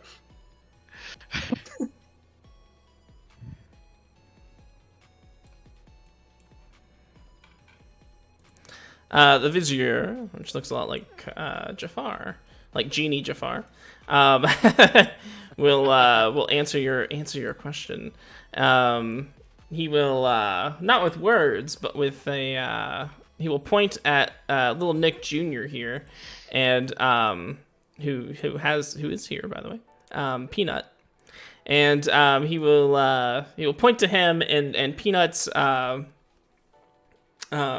will get this third eye that kind of glows on his head, and he'll start to radiate this light that just says follow me, and he'll know which way to go. He'll lead you to it. And then Nick will disappear back into the wall. The Vizier will go away. You guys are... When he does, I could take an opportunity attack because he's leaving my range. You could. Yeah, I'm gonna do that. Okay, go ahead. Go for it. I'll just say you hit and kill him. You just psh. Fair enough. Alright. He says, "Oh, I thought we had a deal." Good job. I'm going to bend down to the small creature and say, could you just lead us to this item, please, little guy? Yeah. We're on a timetable here. Yeah, so quicker. You get there quickly. Yeah, and he'll nod and go, and he'll point to the things here, bump, bump, bump, and Borf, another card from the deck of many things for Borf for attacking me, says Nick. Balance. Your mind suffers an awe-wrenching alteration, causing your alignment to change. Wow, from true neutral to true neutral. Okay. Cool. and there it is. Good job, Nick. That was great. I really enjoyed that. And and so he'll point through the through the big crushing cylinders here, and then he'll just start to like skip right through them. Oh, okay. And then Mardak's just gonna follow him. A question for John. Yes. Would my huge spider be able to hold back the plates as we go through? Spider. Spider. With a strength check, sure. Oh, we got. Oh, and so Borf is now blind, courtesy of Nick. That does nothing. I'm not the one going around. It's literally the other spider. And another trap. Your service spider. Another trap has been triggered, and let's see. I think cleanse. I'm sorry, I can't allow that, Borf. For Borf, so Borf is cleansed of all impurities, and another trap is triggered. Let's say.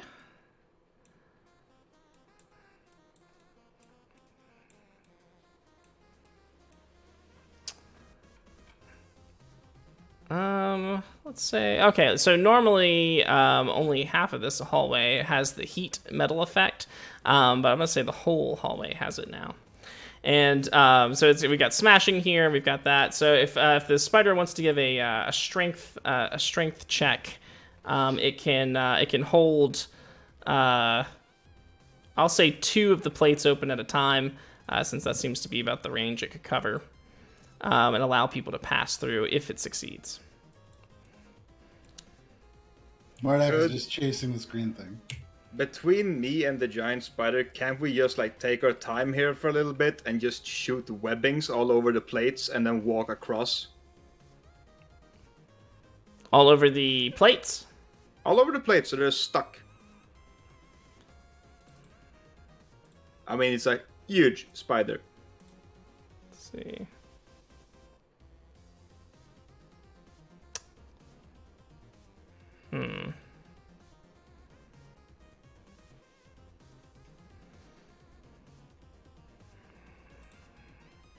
I think not. I think that the things, because it takes a DC 12, right, for them to just sort of break through. I think constantly it'll just constantly be breaking through.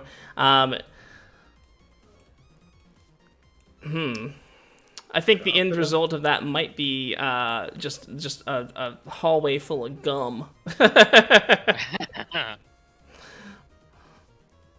Yeah, fair enough. Strength check, you said, right? Yeah. 20. 20. All right. So the first 2 people are allowed to pass through safely as the giant spider holds them open. And Dungeon Graffiti. As you get through, it says, "Borf, I still love you," from Ashcan.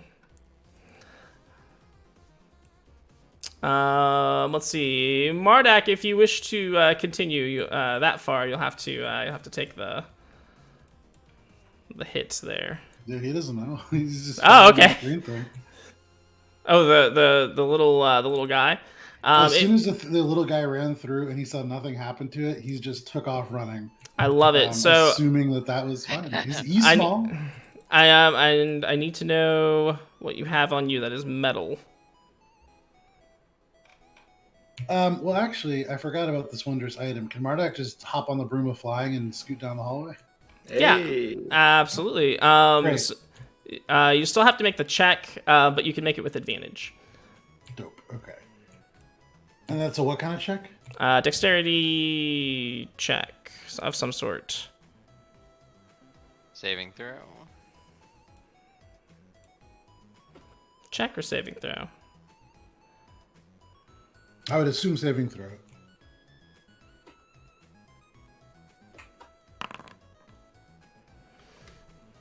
Yeah, the only reason I was thinking about it is because I was like, well, maybe it's more of a skill, but yeah, we can do saving throw. That's fine.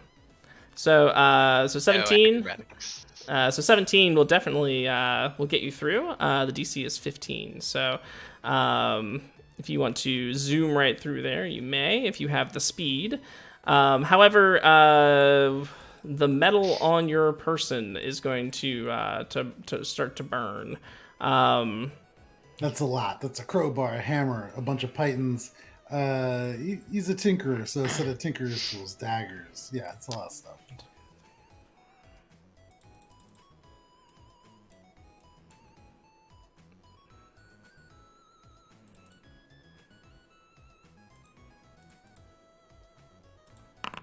For 56 fire damage. Ooh. As all of it, Thank God I leveled up. By the time you get to that point down there, like the stuff is like burning holes through your pockets and your clothes, because it's just like so like red hot. And as it falls to the water below, you'll start to see steam sort of piling up, or shooting up as it hits the water, and then of course these things are like crunching all around you.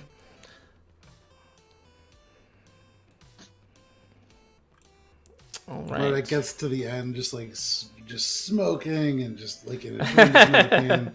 He's got to look down at this little green thing and be like, "What the fuck? That you got through without any problems." He says, I didn't really think about that. That's fair. I'm sorry. and he'll pat you on the head, and then like, too hot. Can you heal me?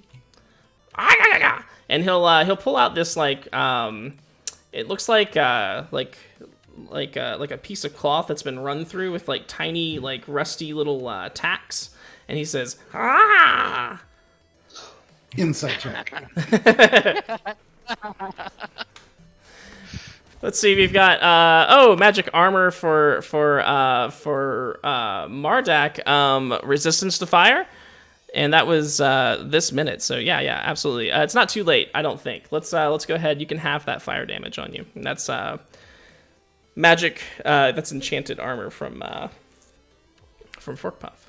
Fork Puff, thank you so much.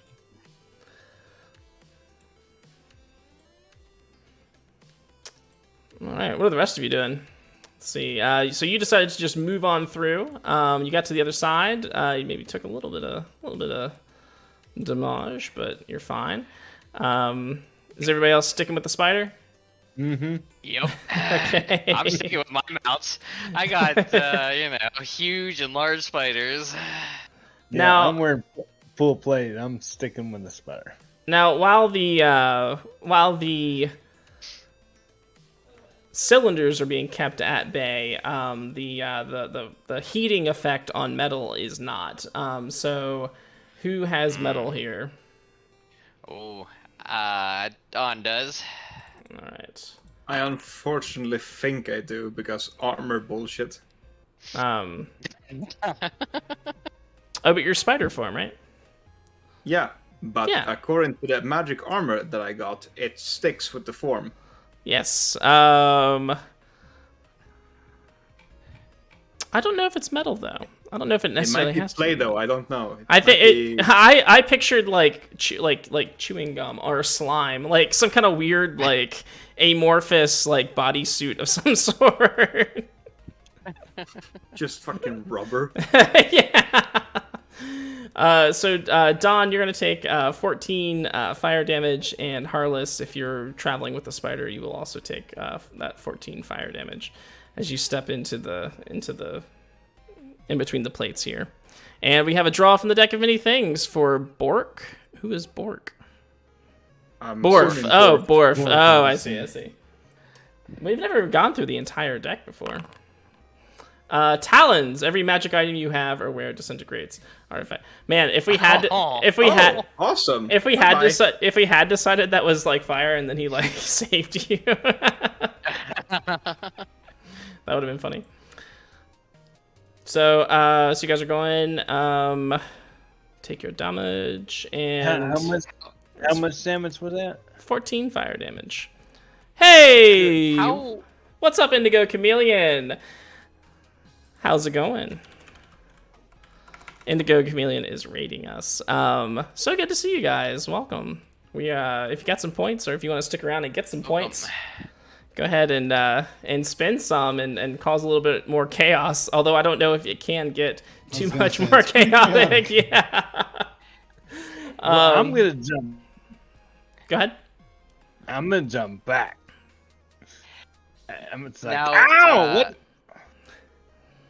Okay. Logistical question. Yes. With spiders having pretty big abdomens, Uh-huh. and could I fit inside of one of my spiders to protect me from the fire damage? You No. will bring me no greater pleasure than to eat you. I was thinking like a tauntaun situation. It's like a microwave. Oh, okay, so it wouldn't really protect me No. from being inside the spider. No. Although maybe the spider should be taking damage for carrying you though. So whichever spider is carrying you should also take 14 damage as well. Fuck. Mardak is gonna, while they're doing this, just go peek around the corner of these stairs and see what's going on over there. Okay. Now, is that a... Oh, go ahead. Oh, go ahead. Is that a dex save or anything for the heat, or is just the heat the heat? The heat is just the heat. Let's see. Okay. Mardak, before you get up there, let me... are you guys going to continue to move with the spider here? Yeah. All right, so We're just gonna keep on going down this. Have the spider give me another strength saving throw. Copy that. I would like to re-roll that. Very well. It's better. The Is it good enough? DC is 15. Okay, add +5 then. I also got that thing. So. So +5 will make it good enough. The spider will hold, and we'll resolve the rest of those effects here in just a second. Harless, what are you doing? You jumped back. So now what will you do? Well, I don't know. That hurt pretty bad. Perhaps one of you gentlemen can send a magical hand to collect my goods. And I start stripping all my armor off. Okay. Sounds a little too smart to me. No, no, you'd be like, it's hot. Just start like Andy Dwyer from frickin' Parks and Rec. So Mardak, when you get up here, you're going to before you even like get to the bottom of these stairs here, you're going to hear a loud voice going, Happy? I don't know if they're ever coming back. I mean, we've been waiting here for a while. If they were going to come back, they would have come back by now. I think it's a lost cause, just like everybody else who's coming to this place.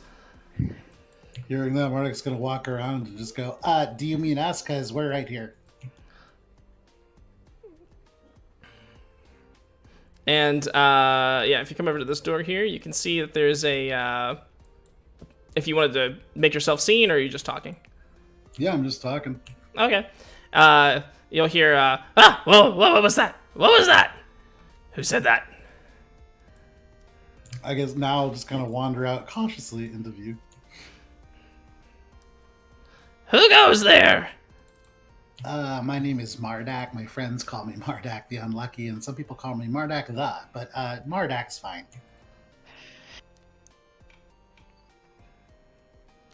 And he says, well,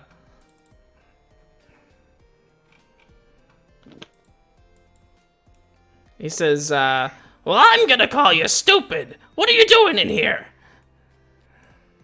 Well, I was just kind of hoping you could let me through. I'm on my way passing by, and I don't mean you any trouble. Oh, yeah, sure. Just come on through. Oh, thanks. Mardak's gonna try to open the door. Yeah, the door's open. Yeah, be my guest. Thanks. Hey, do you work here? Do I work here? Yes, why? Could you just take me to, and Mardak's gonna pick up his hand and look at what he wrote on there.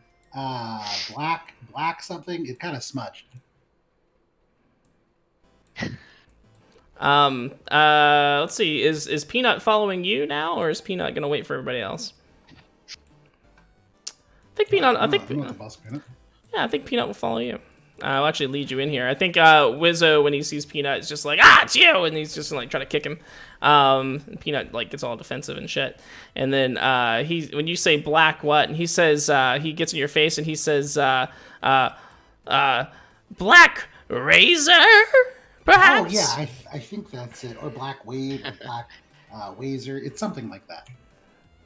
Oh, it's only the most powerful, most evil sword of all time. Oh, okay. But can you take me there? Of course I can. Oh, thanks, buddy. Oh yeah, here. Just start by jumping across that pit and crossing the room over there. It's not hard. Inside check. Go ahead and roll it. Oh, all right. And Mardak's just gonna jump over. No, Peanut says no. Peanut says no. Peanut I'm will. gonna take Peanut in my hand and be like, "Look, little guy. He said just to jump over, and he seems to know a lot about this place. So feel free to sit on my shoulder, and we'll be fine." Pop me on my shoulder. And then make it across with no problems, right? Yeah, we'll get to that in a second. But over here, so the spider is holding the plates, and you guys are moving through them. Dawn, you're gonna take 2d8 more. Oops.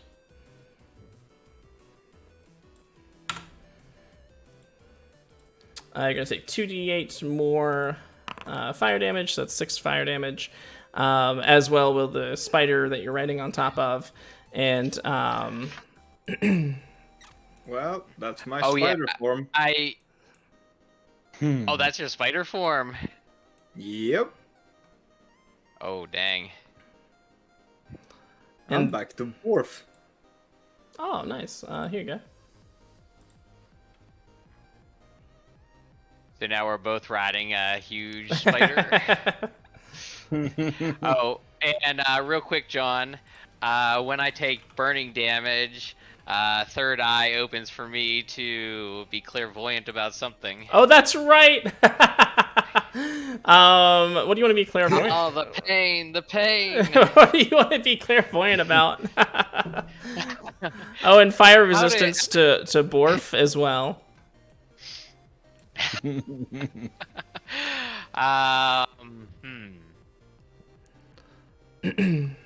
I'll tell you what you can. Go ahead. Okay, go ahead.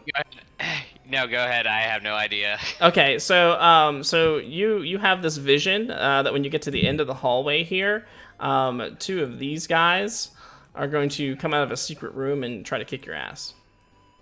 Ah, okay. 2 of these guys.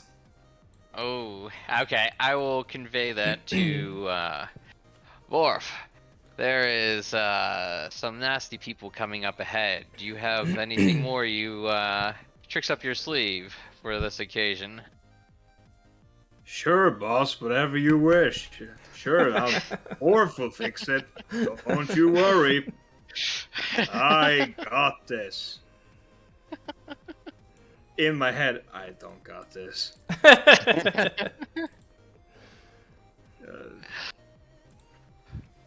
Legit, I have nothing. I also think I have to roll fucking concentration for enlarge, don't I? For if enlarge. you took any damage in this. Yeah, I think Dwarf. the DC will be 10. Yeah, so this. That yep. That. Boop. Oh, So no. big spider is normal spider now. No. Run! Everybody just run! I do have an idea. Give me a sec. Where did I put it? Here we go. I am going to... Yeah, I'm going to cast the spell Jump on myself. And with my bonus action, I'm going to turn into a lion. Which, with the jump spell, I have tripled my ability to jump. And just with a 10-foot running start, which is the spider's length, I can now jump 75 feet. That's pretty damn impressive. Dang. Whilst Don Quixote is on top of me, of course. Yes. The contract abides, All right. Give me the check to make it through the smashers, which until now has been a dexterity check for timing it just right, or saving throw, I suppose. Oh, if he has let's see. If your mount is subject to an effect that allows it to make a dex saving throw to take only half damage, it instead takes no damage if it succeeds on the saving throw. Okay. That's nice. What is the dex save of a tiger? A lion, I mean. +2. Okay, cool. That's better than mine. So just +1, and Ooh. I will re-roll that because Forkpop was nice enough to give me another re-roll.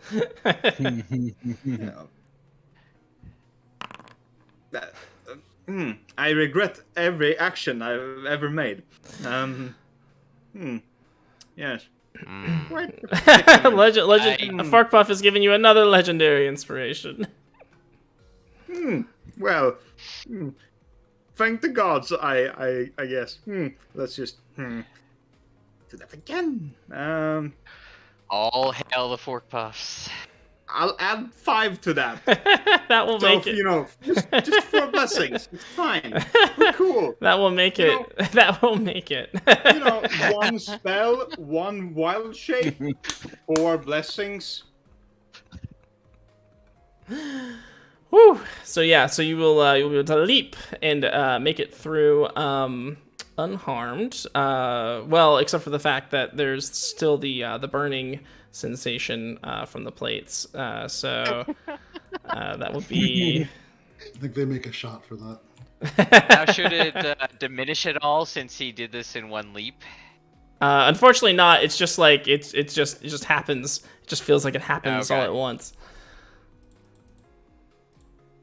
Oops.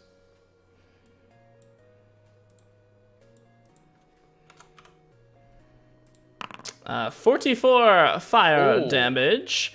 And for both of you, although I think Borf takes half because Borf's got resistance. And since he's a steed, I think he takes none, right? Because of the thing. Yeah, he will take none. Well, yeah, for his dex save, but I don't know how that affects right, yeah, no. Never mind. So he'll just take half. Yeah, he'll just take 22. And I am going to, as soon as we get across, I am going to bonus action, second wind. Oh, very nice. All right. And Harless, what are you doing? Am I strong enough? How far can I throw my sword? Not all the way. I don't think. Maybe. How about athletics? Throw it. Maybe. Yeah. Give it a good athletics throw. If you can roll a 25. If you can roll a 25, I'll let you throw it all the way. Is everyone out of the way? Are y'all out of the way? It's pretty hard, right? I assume so. That when we get to the end, we'll move. All right. Well.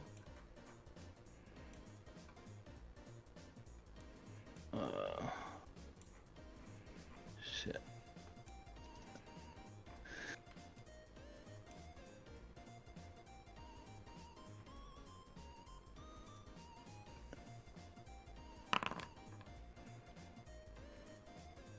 Yeah. Nope. So you throw it and it lands like basically right in front of the other spider over here. Okay, well at least now I'm clear of all metal, so I'm gonna what must that was an action throw, right? Yeah. So 5, 10, 15, 20, 25, 30. Yeah. That's all I'll do. Okay. Give me a dexterity saving throw.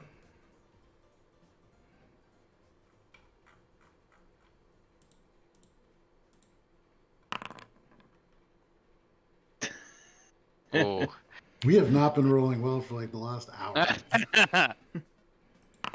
So it'd be 16 smashing damage as you like get smashed. But no burning damage. Meanwhile, back up here. Mardak.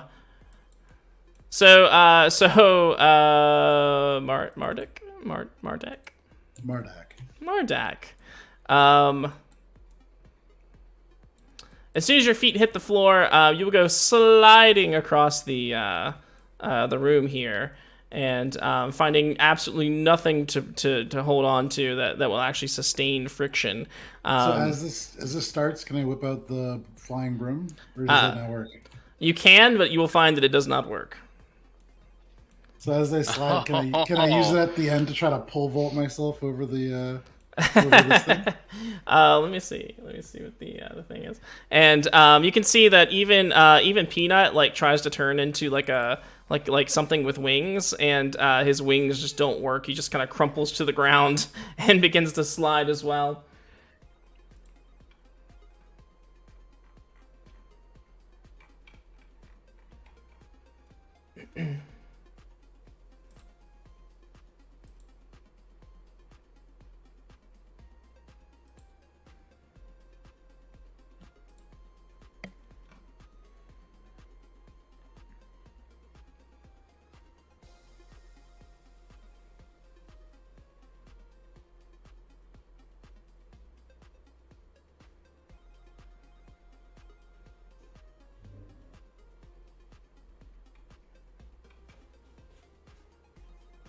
So do we have a lion mini for Borf?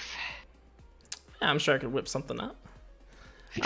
So there is absolutely no saving throw to be made, except for a Constitution saving throw as you fall into the pit.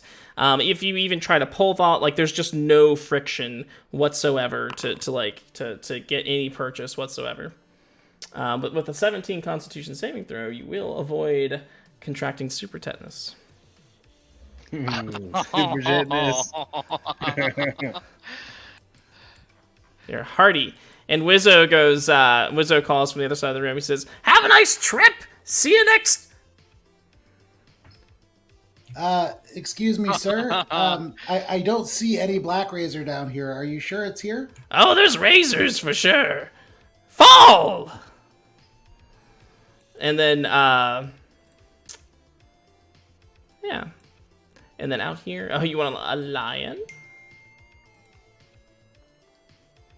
Oh, hey! And we just got a raid from 20 sides to every story, an awesome group to watch. Go give them a follow if you haven't.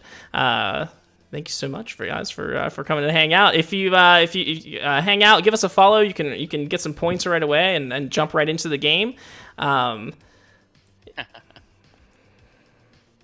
And maybe even help these guys out. Or summon more wild magic. We also have did I miss I also missed a deck of many things, I see. From Nick for Borf. Oh no. And there's the void. Had to happen eventually. So Borf is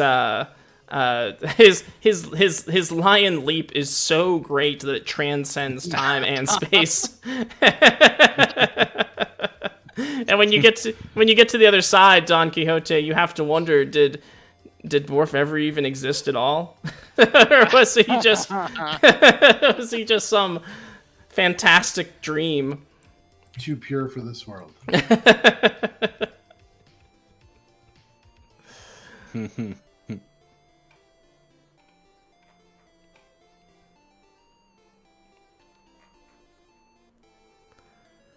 All right. And, well, Well, you still have your other spider, right? Hopefully, because I don't think there was any metal on that, so I should still have saddlebags number 2 coming up the hallway for me. Yes, he can scurry through with an appropriate dexterity saving throw. Though I think he might not be inclined to help me as much anymore. Well, he does hate you. So he has a deep a cleanse, according to paragraph 3. There's a situation in which Borf is forcibly removed from the contract is reinstated and brings him back. Unfortunately, a cleanse will not be enough to do it, Fork Puff. Oh. Not for the deck of many things. The man of the mancha appreciates your attempt to help.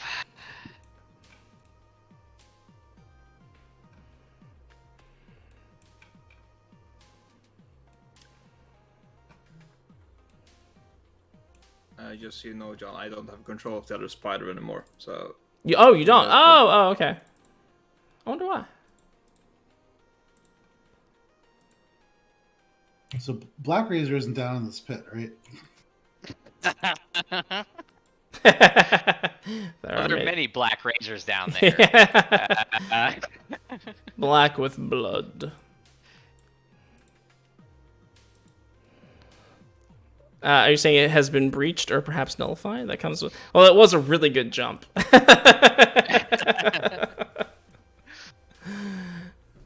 Dungeon Graffiti, I'm definitely drunk with my power. My day off. Says Nick. And, let's see. Can you not control either of the spiders? No, I can control it. It's fine now. Oh, okay, good. Dexterity save, right? Correct. Ooh. Oh, that's an ability check. I'm sorry. I don't know if the save is any different, but I don't know if it would have made a difference. I don't think so. 15 is the target number. Yeah, no, it wouldn't be any different. You don't get plus 14 to your dex save?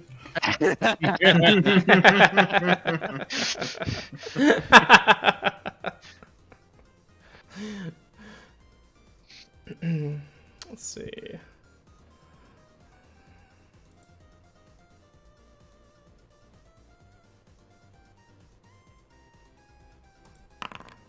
For 1 damage, if you want to move forward 1. If you want to move forward more, I can roll the others, but it's up to you if you want to take the damage in exchange for the movement. Yeah, sure. All right. For another 16 damage. All right. Still up. All right, excellent. And so that's you. That's you. Harless, what are you doing?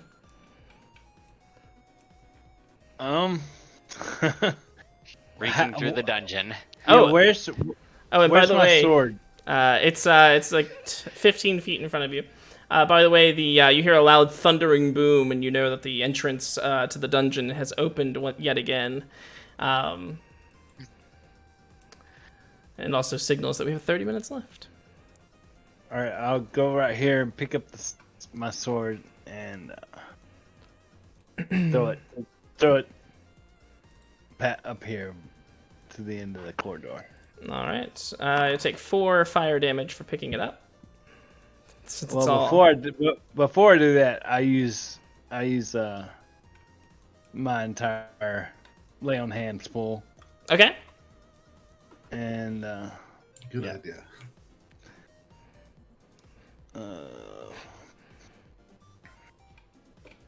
Damn it, my character keeps disappearing.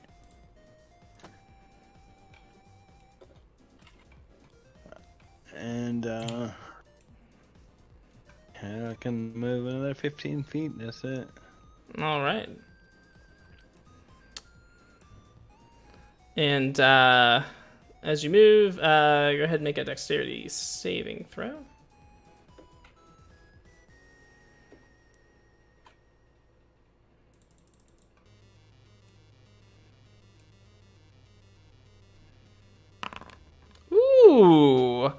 You're so nimble. Nice.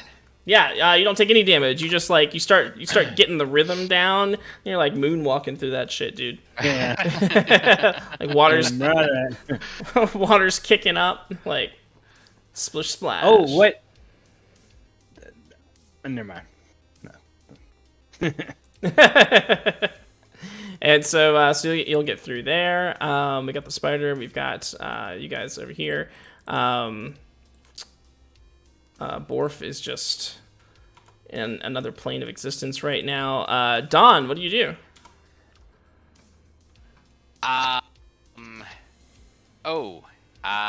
Everything just went gray. And my character icon disappeared. Oh, I seem to be doing that today. I don't know where I went.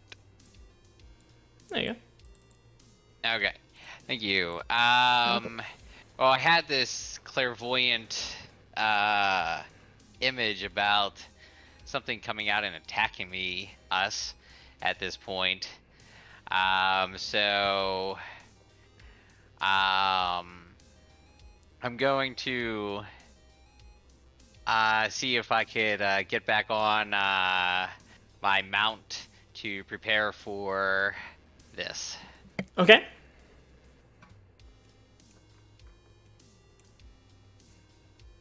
So you shall mount the spider yet again. And prepare for that. And just as you do that, I think you'll probably see the door open and you'll see one of these guys lumber out. I'll just go ahead and add him to the loose initiative that we have here.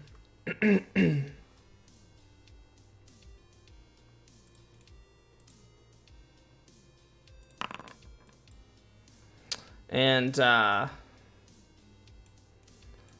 he'll start to lumber out. He'll smile gleefully at you, and we'll move back over to the adventures of Peanut and Mardak.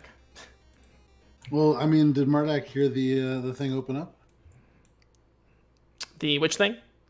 The door? Oh, to the dungeon. Yeah. Peanut? Yeah, he would have heard. Oh, Mardak, yeah, everybody would have heard that. Yeah, sorry.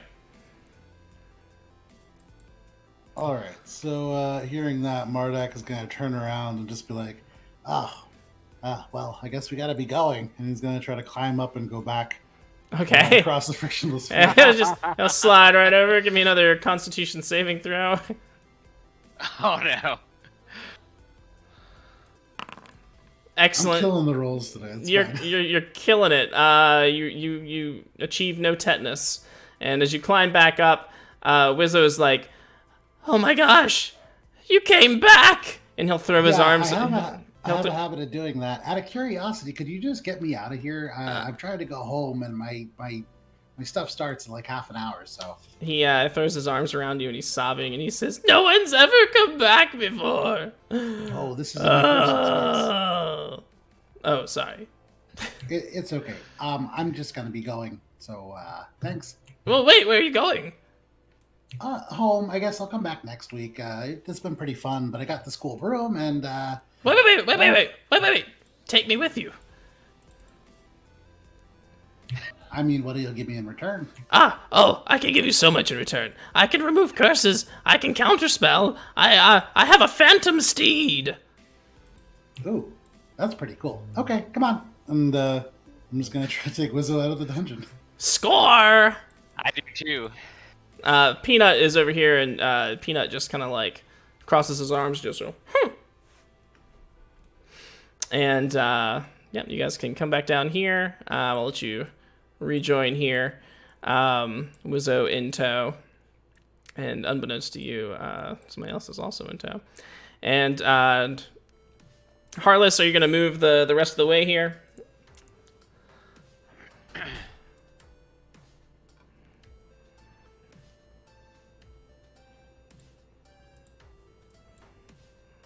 Oh, is Harless talking? I can't hear. I see him coming back. Yeah, you might see Mardak coming back, yeah. Alright, yeah, is it my turn? I just wanted to know if you're gonna continue in. We can resolve that real quick, or if you're gonna go back, we can resolve that real quick.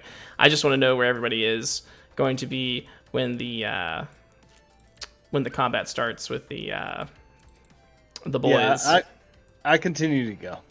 Okay. So give me another dexterity saving throw, and then yeah. Excellent. Yeah, you just glide right through there. You like really got the rhythm down. It's crazy. All right, so would I by chance get an opportunity attack when the creature comes in with the polearm master when he comes in 10 feet of me? I would say I'll actually say that you can surprise him because he wasn't expecting it.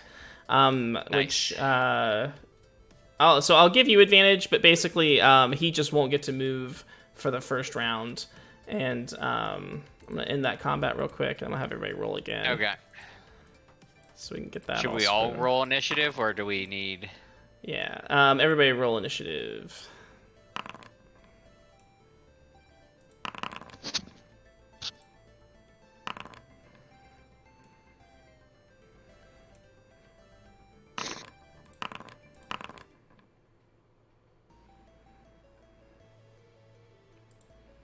Excellent. However, this for this first round, Nyx and Nox won't get a turn, and I will let you start it off, Don. All right. Then I will take 2 strikes at these creatures. Okay.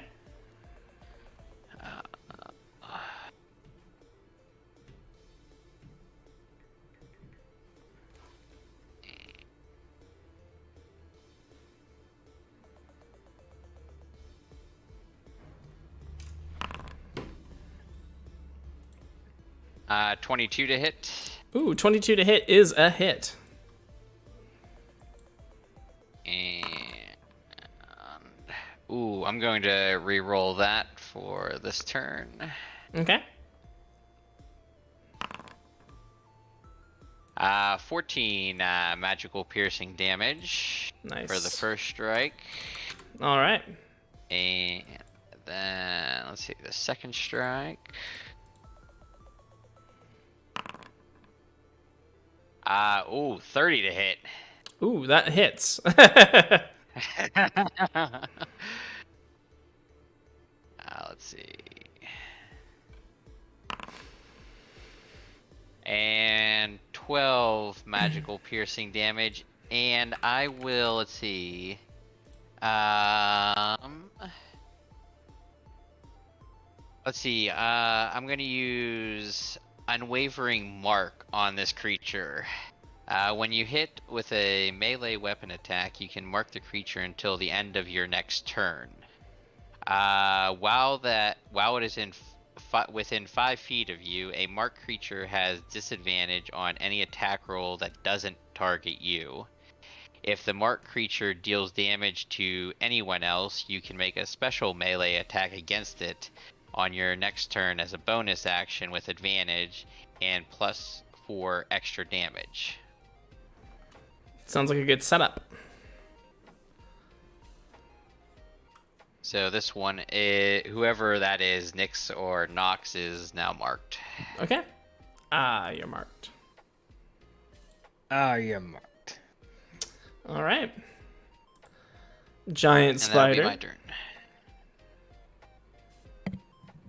So, Don, we're gonna get out of here or smacking this guy? Let's keep smacking him around. All right, I'll go for a bite.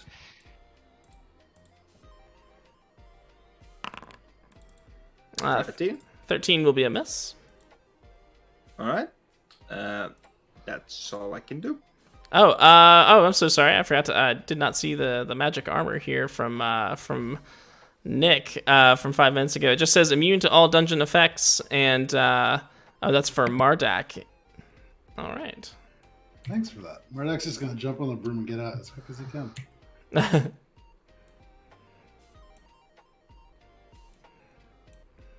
Immune to all dungeon effects. That's pretty powerful. I'll give you advantage on avoiding dungeon effects.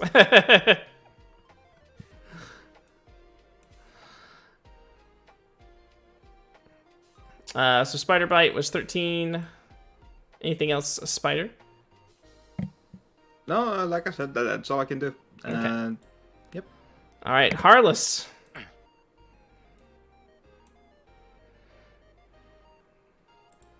Naked and afraid. Naked and afraid.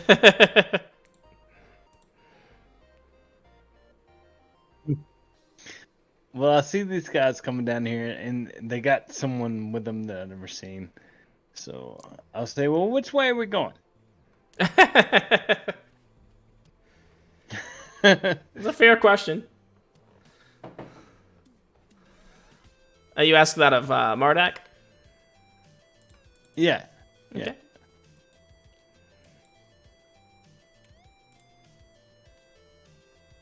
All right. I'm gonna take off this way. For one thing, I heard the doors open. Okay. I'm gonna double move. Oh, back through the smash pit.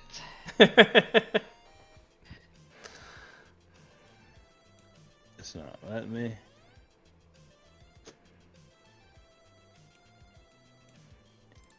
Yeah, it's not letting me move.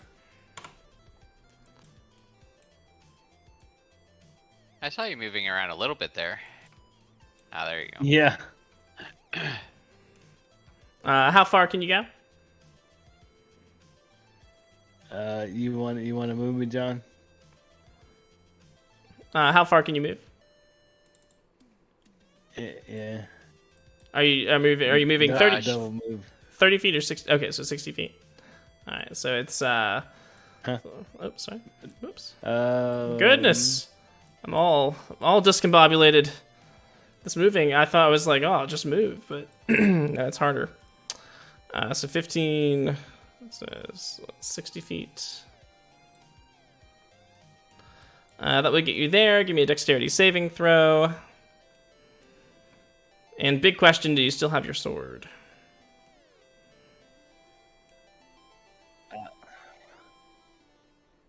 Did you say yes or no? Yeah, I picked it. Yes. Okay.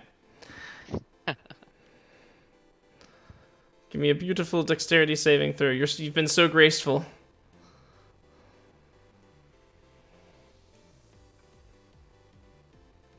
Deacon? I think the stream's crapping out. Can you hear me? Yeah. Yeah. Oh, we can hear you. Okay.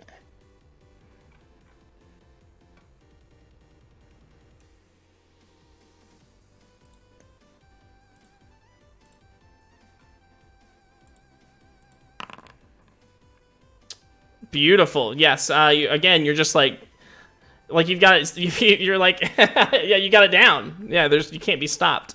If you're gonna carry your blade, though, you are.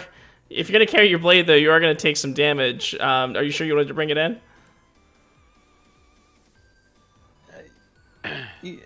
Yeah. I mean, I would have grabbed it. All right. I feel like Harless won't be separated from his weapon that easily. Yeah. 54 fire damage. Oh. Oh. Oh, that's just enough.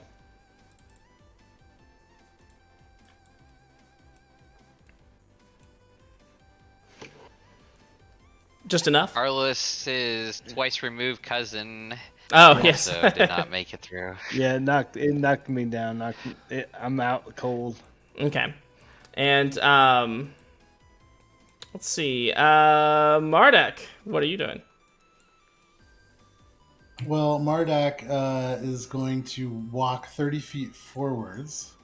Okay. Well, I guess not 30. 20. It's 25. Sorry, because Mardak is tiny. And then he's going to whip out the broom of flying, kick it on, and then the broom levitates off the ground. Mardak's going to right astride it, and he's going to turn around to Wizzo and just go, try to keep up if you don't mind, sir. And he's going to turn and zoom 100 feet down the corridor. Wizzo is waiting for you to take the lead here. He had held his turn. He's going to cast Phantom Steed, and and hurry after you. As Mardak zooms down the corridor, he's going to turn and look down at Harless and go, "Oh dear." Is Harless's body just getting all mashed up constantly there, just from the plates crashing it over and over and over? Of course. Into a pulp. He's gonna be like a souvenir penny. Mardak can cast Speak with Dead without using a spell slot, so as he passes over, he's just gonna go, "Oh, sorry." Now, do you give me a Dexterity saving throw for the for that? And is that advantage, correct? Correct. I have advantage. Ooh. Did you happen? Did you happen to have any rerolls, or I'm gonna go ahead and use one of Thoricle's +5 to charm this smashing thing to smash me a little less. Okay. And that will get you through. Wizzo's right behind you, and he says, "Wow, you've got moves." I'm just gonna turn around and just go, "Oh, thanks. It's nothing really, but I feel like I've gotten stronger in here somehow." And if I could say so, you're quite dashing as well. Thanks. I think the moisture really helps my skin. And Mardak's just gonna keep flying as fast as he can to get out of there. Okay. So that's what you'll do for your turn. So let's see. Oh man, I don't think Happy feels good about that. Actually, Happy could probably do it. Let's see.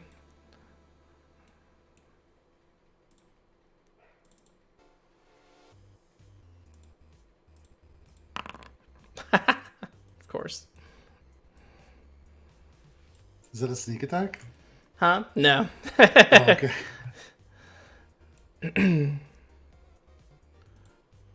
Somebody just got a critical hit for something. It's a dex save, luckily.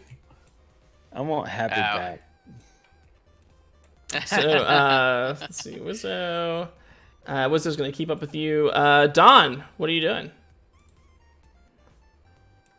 The Mon of La Mancha does not run from a fight. He finished what he starts. And I'm going to stab him twice.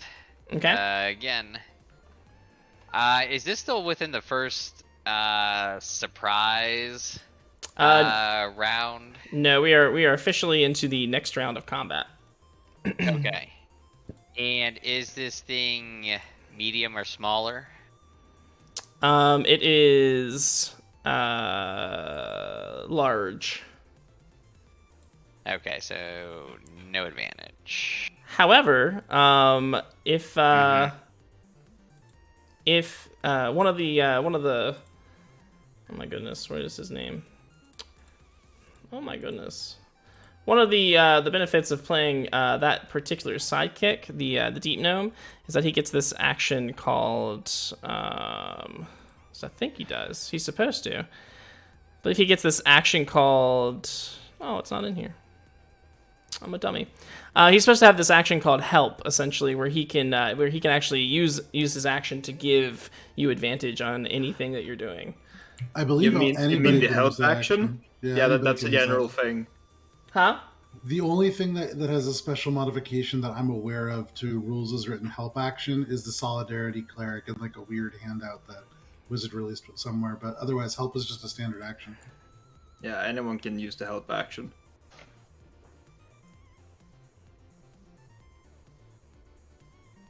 That's what having a familiar does to you. Like, you can just make it spam help. Or aid. I don't know. I think it's help, though. Oh, I'm sorry. I thought it was something special you could do. Maybe he's especially good at it. He's very cheery, has like pom poms. Let's see. Oh, that's right. No, he can take the helpful. He can take the help action as a bonus action. That's what he can do. That's dope. Good. That's awesome. Yeah. That's nice. That's what he can do. Oh, that is cool. All right. So, yeah. So Dom, what are you doing? Attacking. And if you wanted attacking, if you wanted to use your upcoming bonus action to help, I would allow you to do that. He gets advantage because he's riding a large beast. Well, they have to be smaller than us, I believe. Right. Then I'll use the help action. That's what I was. Yeah. Okay. Help action. It is. I will use both main and bonus action to help him twice. Double help. Yeah, once for each attack.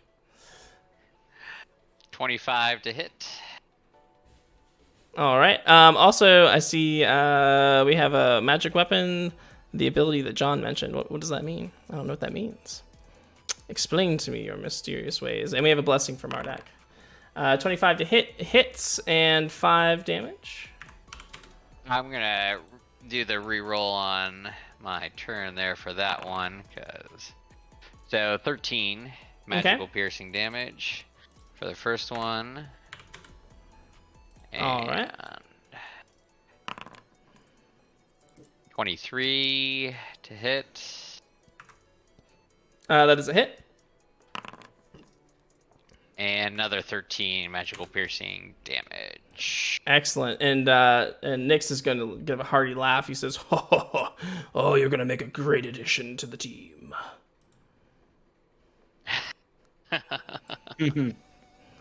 Harless is dead. Go ahead and give me a death saving throw, Harless. Oh wait, I'm sorry. Was there anything else? I forgot. I totally forgot that the spider actually gets a turn. For some reason. I used both my actions to help. Okay, so. Gotcha. And then anything else for Dawn? Oh no, that's it for me. Okay. Just making sure. Mardak, what's going on? Go Speed Racer. Okay. Now, how far can you go? Like 1,000 feet? 100. Okay.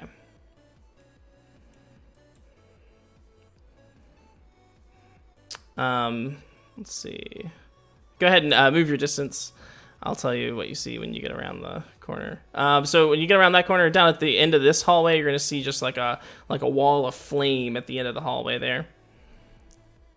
I'm gonna keep going towards it. All right. Wizzo, who is right beside you, says, "You've been a great friend, Mardak." Where's the wall? It's down here. Oh, perfect. Okay. This might be the end of us. I'm gonna say, as we're like galloping over in this instant, just going to say, "Don't worry, Wizzo, I have a plan." What's the plan? We're gonna ride through the fire. That's the plan. We're gonna what? We're gonna ride through the fire. The fire, we're gonna go through it. And he says, "I have a better idea." Oh, okay. He's gonna dispel magic. That is a better idea. And what you see on the other side is this guy here. So when you because I think you both have like 20 more feet. Is that correct? I think that's my total movement. Oh, okay. Yeah. So you'll have to navigate a little bit around there. And let's see, we have about 8 minutes left, I think. So since we started a couple minutes late. And let's see. So that's the end of the movement. Back to all right, over here to Nyx. So Nyx is going to he's gonna say, "You're gonna make a great addition to the team," and he's going to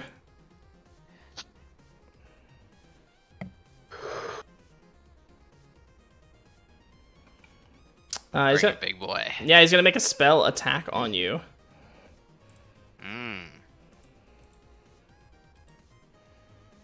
And so this is actually, so let's see.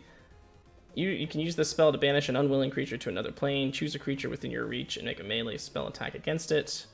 On a hit, then you must make the charisma saving throw. So he's got to hit you first. He's going to get a plus something, I think.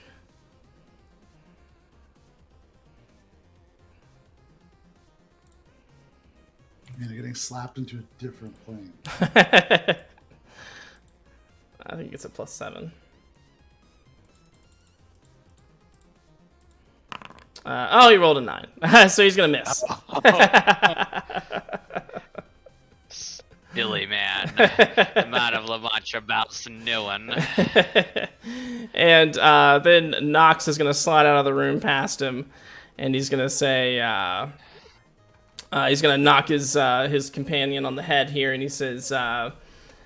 what are you doing messing around for? You know Charybdis wants them alive.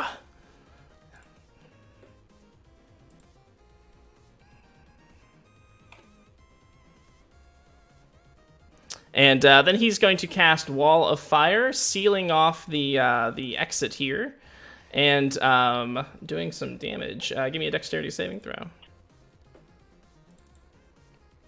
All right. Both of you. And my mount gets what's it? Advantage? Oh no.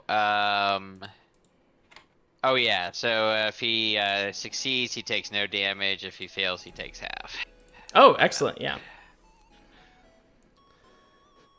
15 Dexterity saving throw.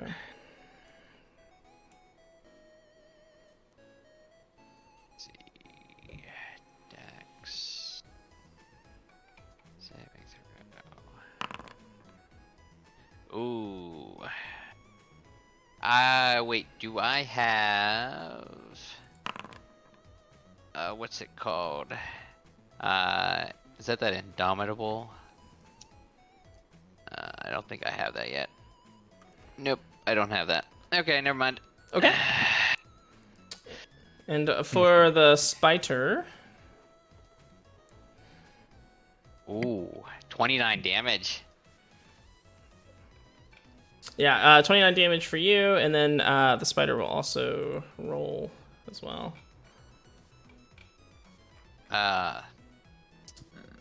The Mon of Lamancha will be back. And I die. Or I am unconscious. Okay. Fall unconscious. The Jinn over here will try to, or the Afriti will try to just catch you. No, reaction, I eat. The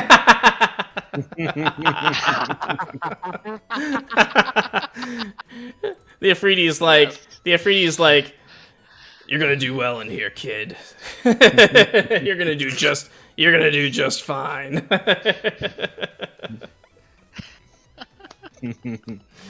And I guess with 5 minutes left on the clock, let's see if some people can actually escape. So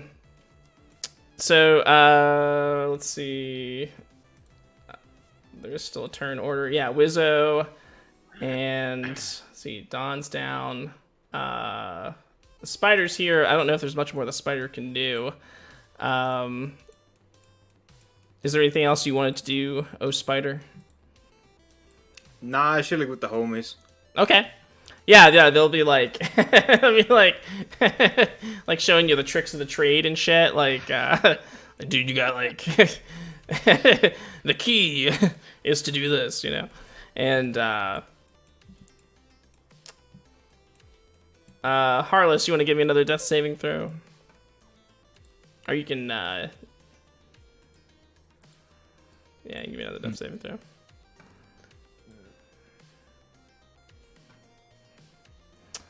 Meanwhile, Mardak and Wizzo, you can make your final moves. Or not final, well, maybe final moves. Ooh.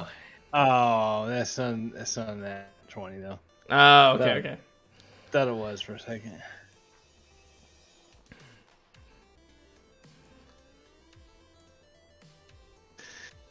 Mardak's holding onto the broom, just screaming around the turns. Like for anybody else who's if Harless is like kind of blinking in and out of consciousness, just hears like the shriek of this halfling like echoing down the stone corridor. Now, Mardak, is that all you can move? Yep. So Wizzo is right behind you, and before the gate closes, Wizzo says, "Mardak, you're the closest thing to a friend I've had in here. I cast haste. Damn. On myself, loser. See ya." No, he's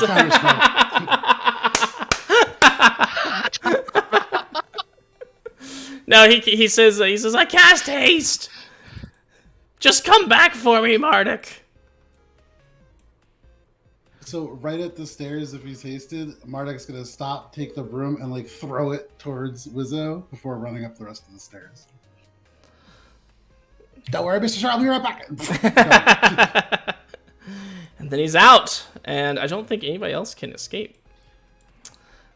And so I believe we should end it there.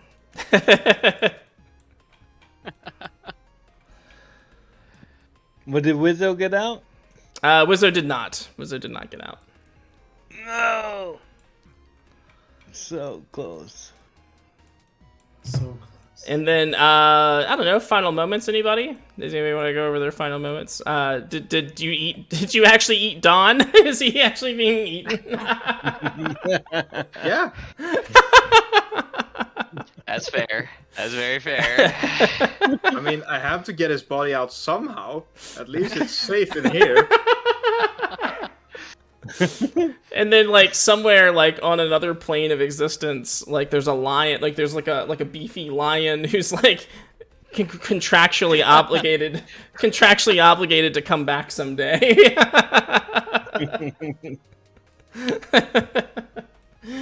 And Harless, before you get It's been battered, like.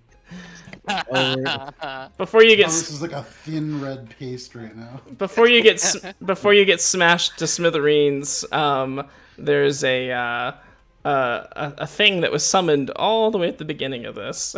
Who's going to revive you just long enough to say, "I hate that picture.